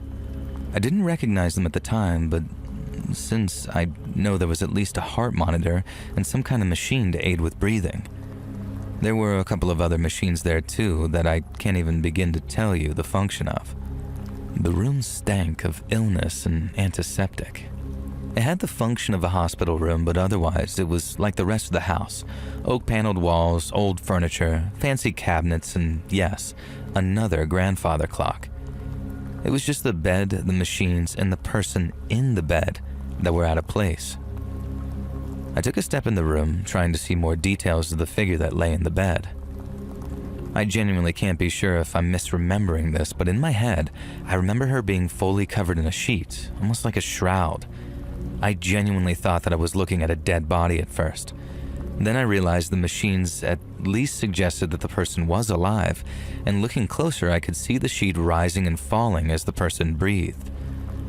I had a vague understanding of what a coma was, and it occurred to me that this mysterious person hidden away in the bedroom of this huge house might be in one. At least I considered this for a moment when the figure sat bolt upright and yanked the curtain covering the bed away. The person in the bed was a woman. She can't have been older than Kate or Nancy or my own mom, but she looked severely aged at the same time.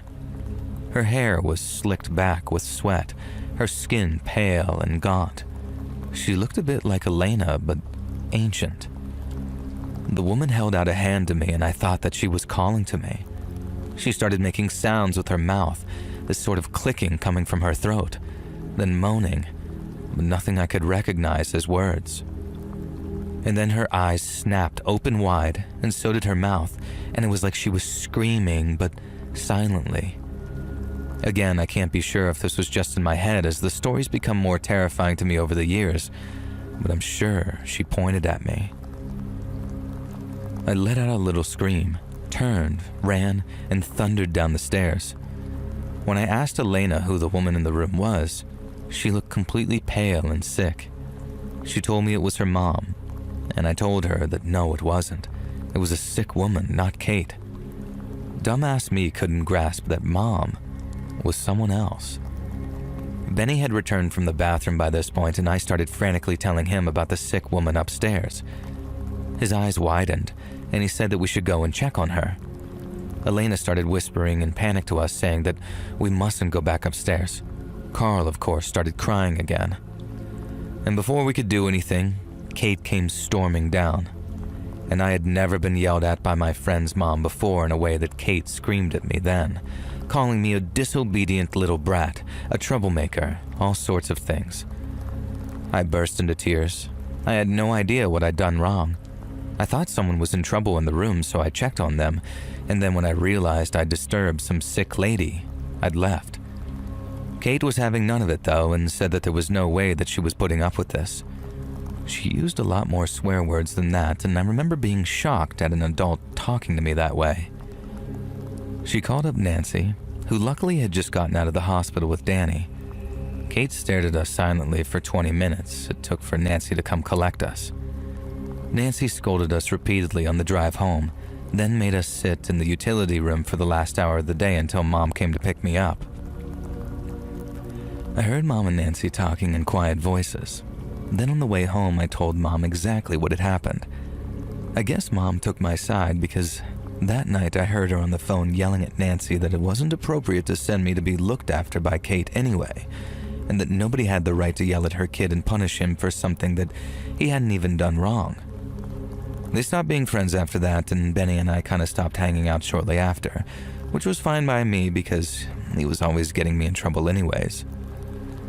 I didn't really expect the incident to have such a long-lasting effect in my mind as it has. I have absolutely no idea what was going on in that house. When I saw Elena at school the next week, she was quiet and wouldn't talk to me and had bruises on her arms. I wish I'd been able to do something about it back then. I'm pretty sure some kind of abuse was going on in that household, but as a 7-year-old, I didn't have the vocabulary or know-how to say or do anything about it. I never did find out who that woman was, although I can hazard an educated guess that it was Elena's mom. My own mom has always been under the impression that Elena's mom was dead, so I have no idea why she was sealed away in a room in that house, hooked up to machines. I wish I could solve this mystery. And like I said, maybe your listeners have some theories, but in the meantime, I guess I'll continue waking up in the middle of the night, haunted by nightmares of a dying woman, sitting upright in her sick bed, throwing back her shroud and pointing straight at me.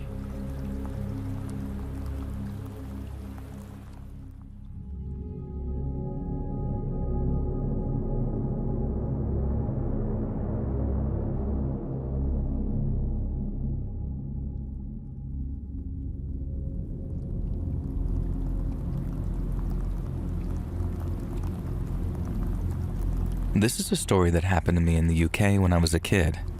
Me and my buddy Jim used to hang out at this local park near his house quite a lot, where we'd chill on the swings, smoke on the bench, play a bit of football, you know, the kind of crap teenagers get up to at the park. We were honestly good friends, goody two-shoes even, and just never got up to anything sordid, really. I had a couple of friends who made a hobby of setting fires inside public toilets, like inside the actual toilet bowls, and they'd recently been yanked into the cop shop for a warning, and it had kind of traumatized the poor lads, so Jimbo and I were extra determined to keep our noses clean and be good kids. We were walking back to my house down a street we'd walked down a billion times. Most of the buildings along the street were houses, but a few of them were houses that had been converted into the premises for business. I forget what exactly there was, but one of them was a taxi rank. So they used the living room as a makeshift office, which you could see into through these huge bay windows at the front. There was a 2-car driveway which could house 2 of the taxis, then a couple of other taxis would park on the street. I guess then people would call up and book a taxi and they'd dispatch it to a location, etc.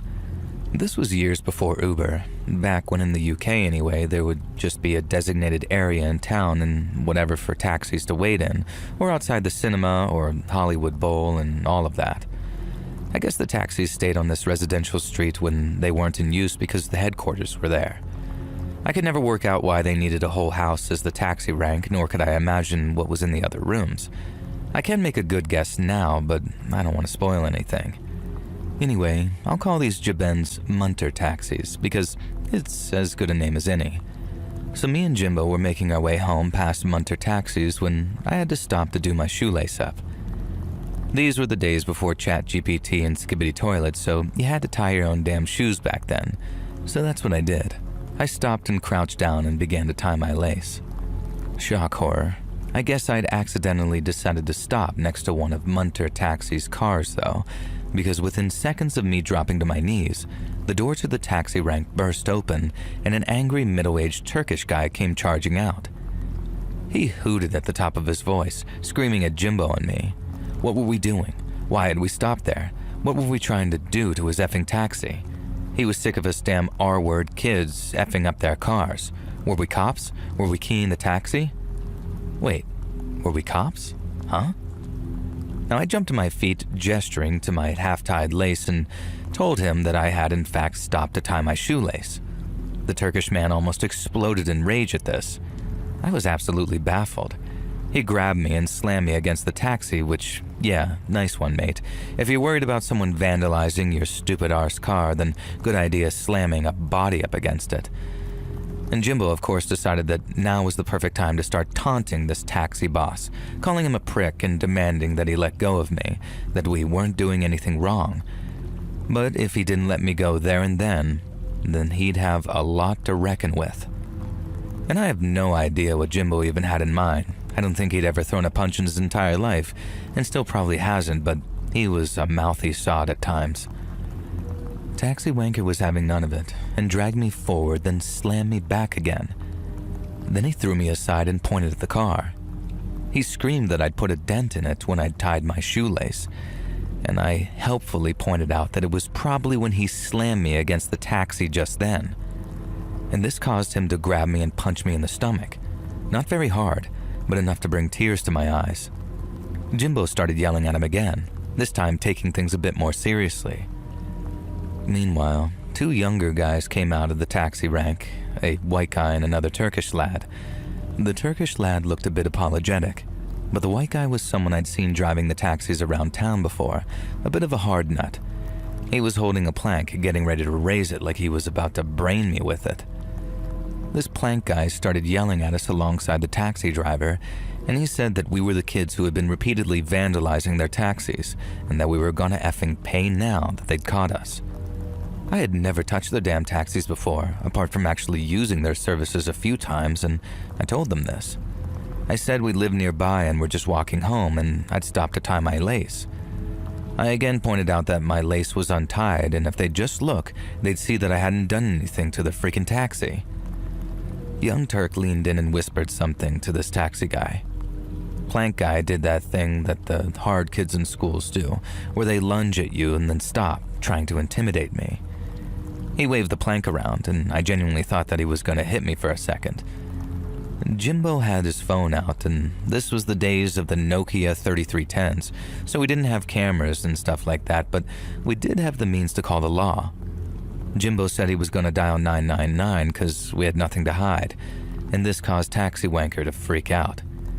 He started screaming and hollering that if we called the law, we'd be dead men. And Christ on a cracker, buddy, overreacting much?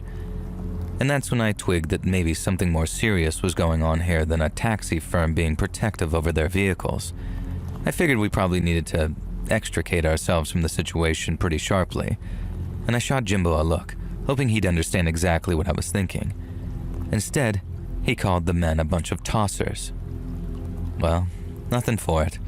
I shoved Taxi Wanker with all my might, knocking him into the plank man, and then Jimbo and I pounded sand and ran down the street, darting across the busy main road and narrowly missing being flattened by the number 8 bus to Staple Grove.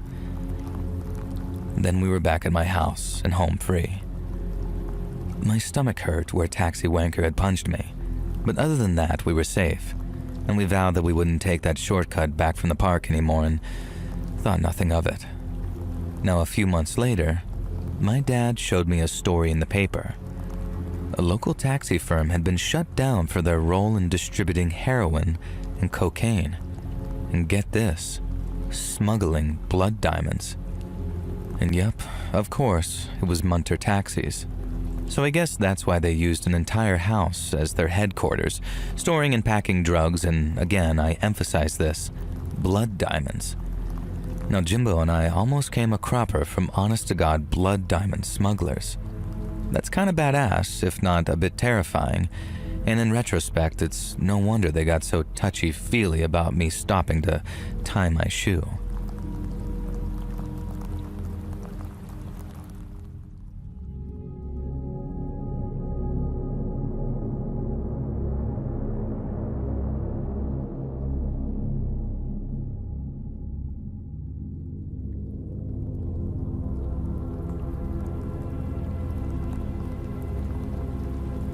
This story happened to my mom in the 60s, but she's given me permission to share it with you today. She was about 4 years old and playing with her friends at a local park. It was a whole group of them hanging out in the swings and whatnot. Back then, kids just played without supervision, and we see that as the good old days, but sometimes it's understandable why modern parents are a bit stricter on where their kids can go. Now, this was back in the United Kingdom. Parks used to have a park keeper who would be employed by the council to maintain the grass, keep the play park equipment working, things like that. And now everything is done by outside contractors. But back in the day, it used to be a guy, usually a retiree who wore a park keeper uniform and had a little shack on the corner of the park. Most park keepers would become a popular staple with the kids who played there, and Mr. Claude was no different. Mum says he was a friendly old lad with a twinkle in his eye and a bag of toffees he'd secretly offer to his favorite kids, one of whom was my mum. Mr. Claude was friends with my grandparents too. He'd been a local fixture in the town for as long as they could remember even, and everyone had fond opinions of the old fella. And that's why when Mr. Claude approached Mum in the park that day, she thought nothing of it. He called her over, away from her friends, and patted the bench under the tree for her to sit down.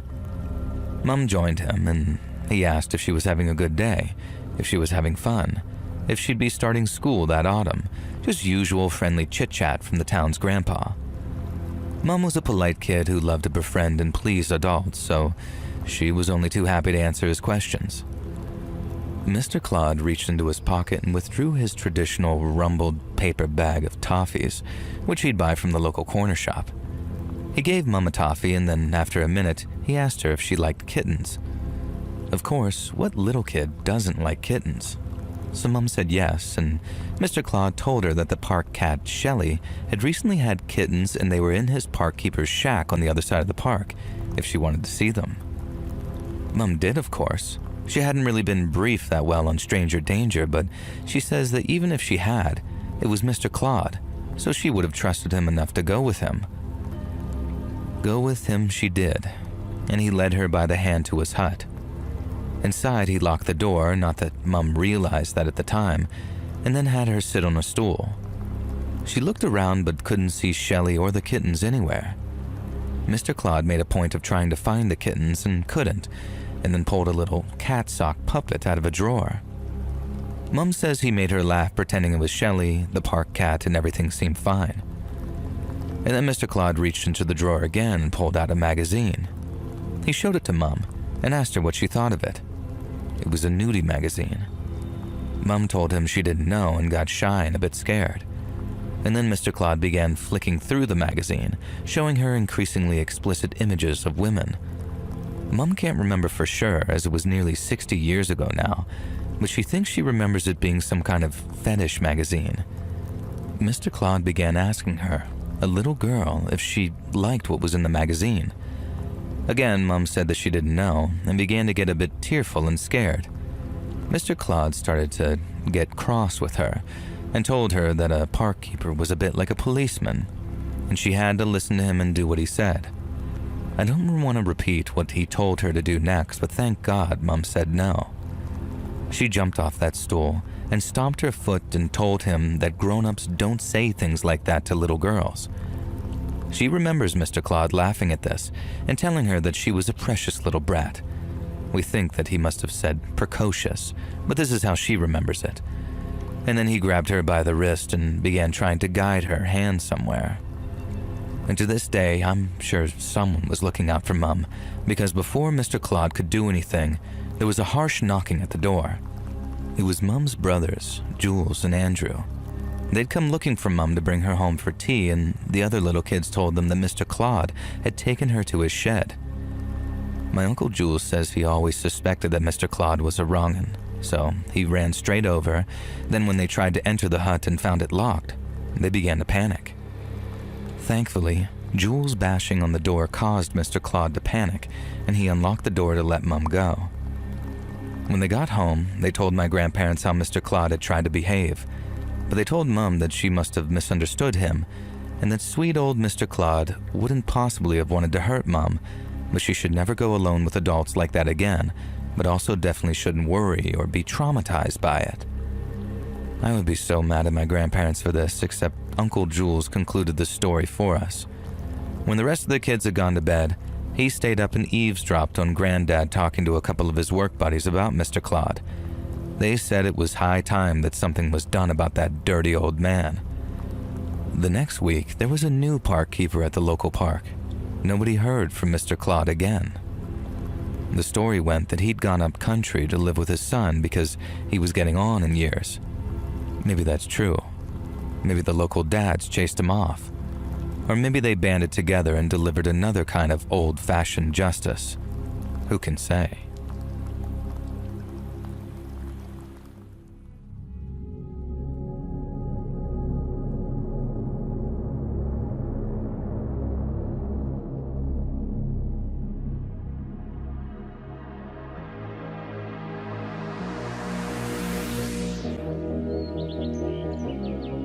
Hey friends, thanks for listening. Click that notification bell to be alerted of all future narrations. I release new videos every Monday and Thursday at 9 p.m. Eastern Time, and there are super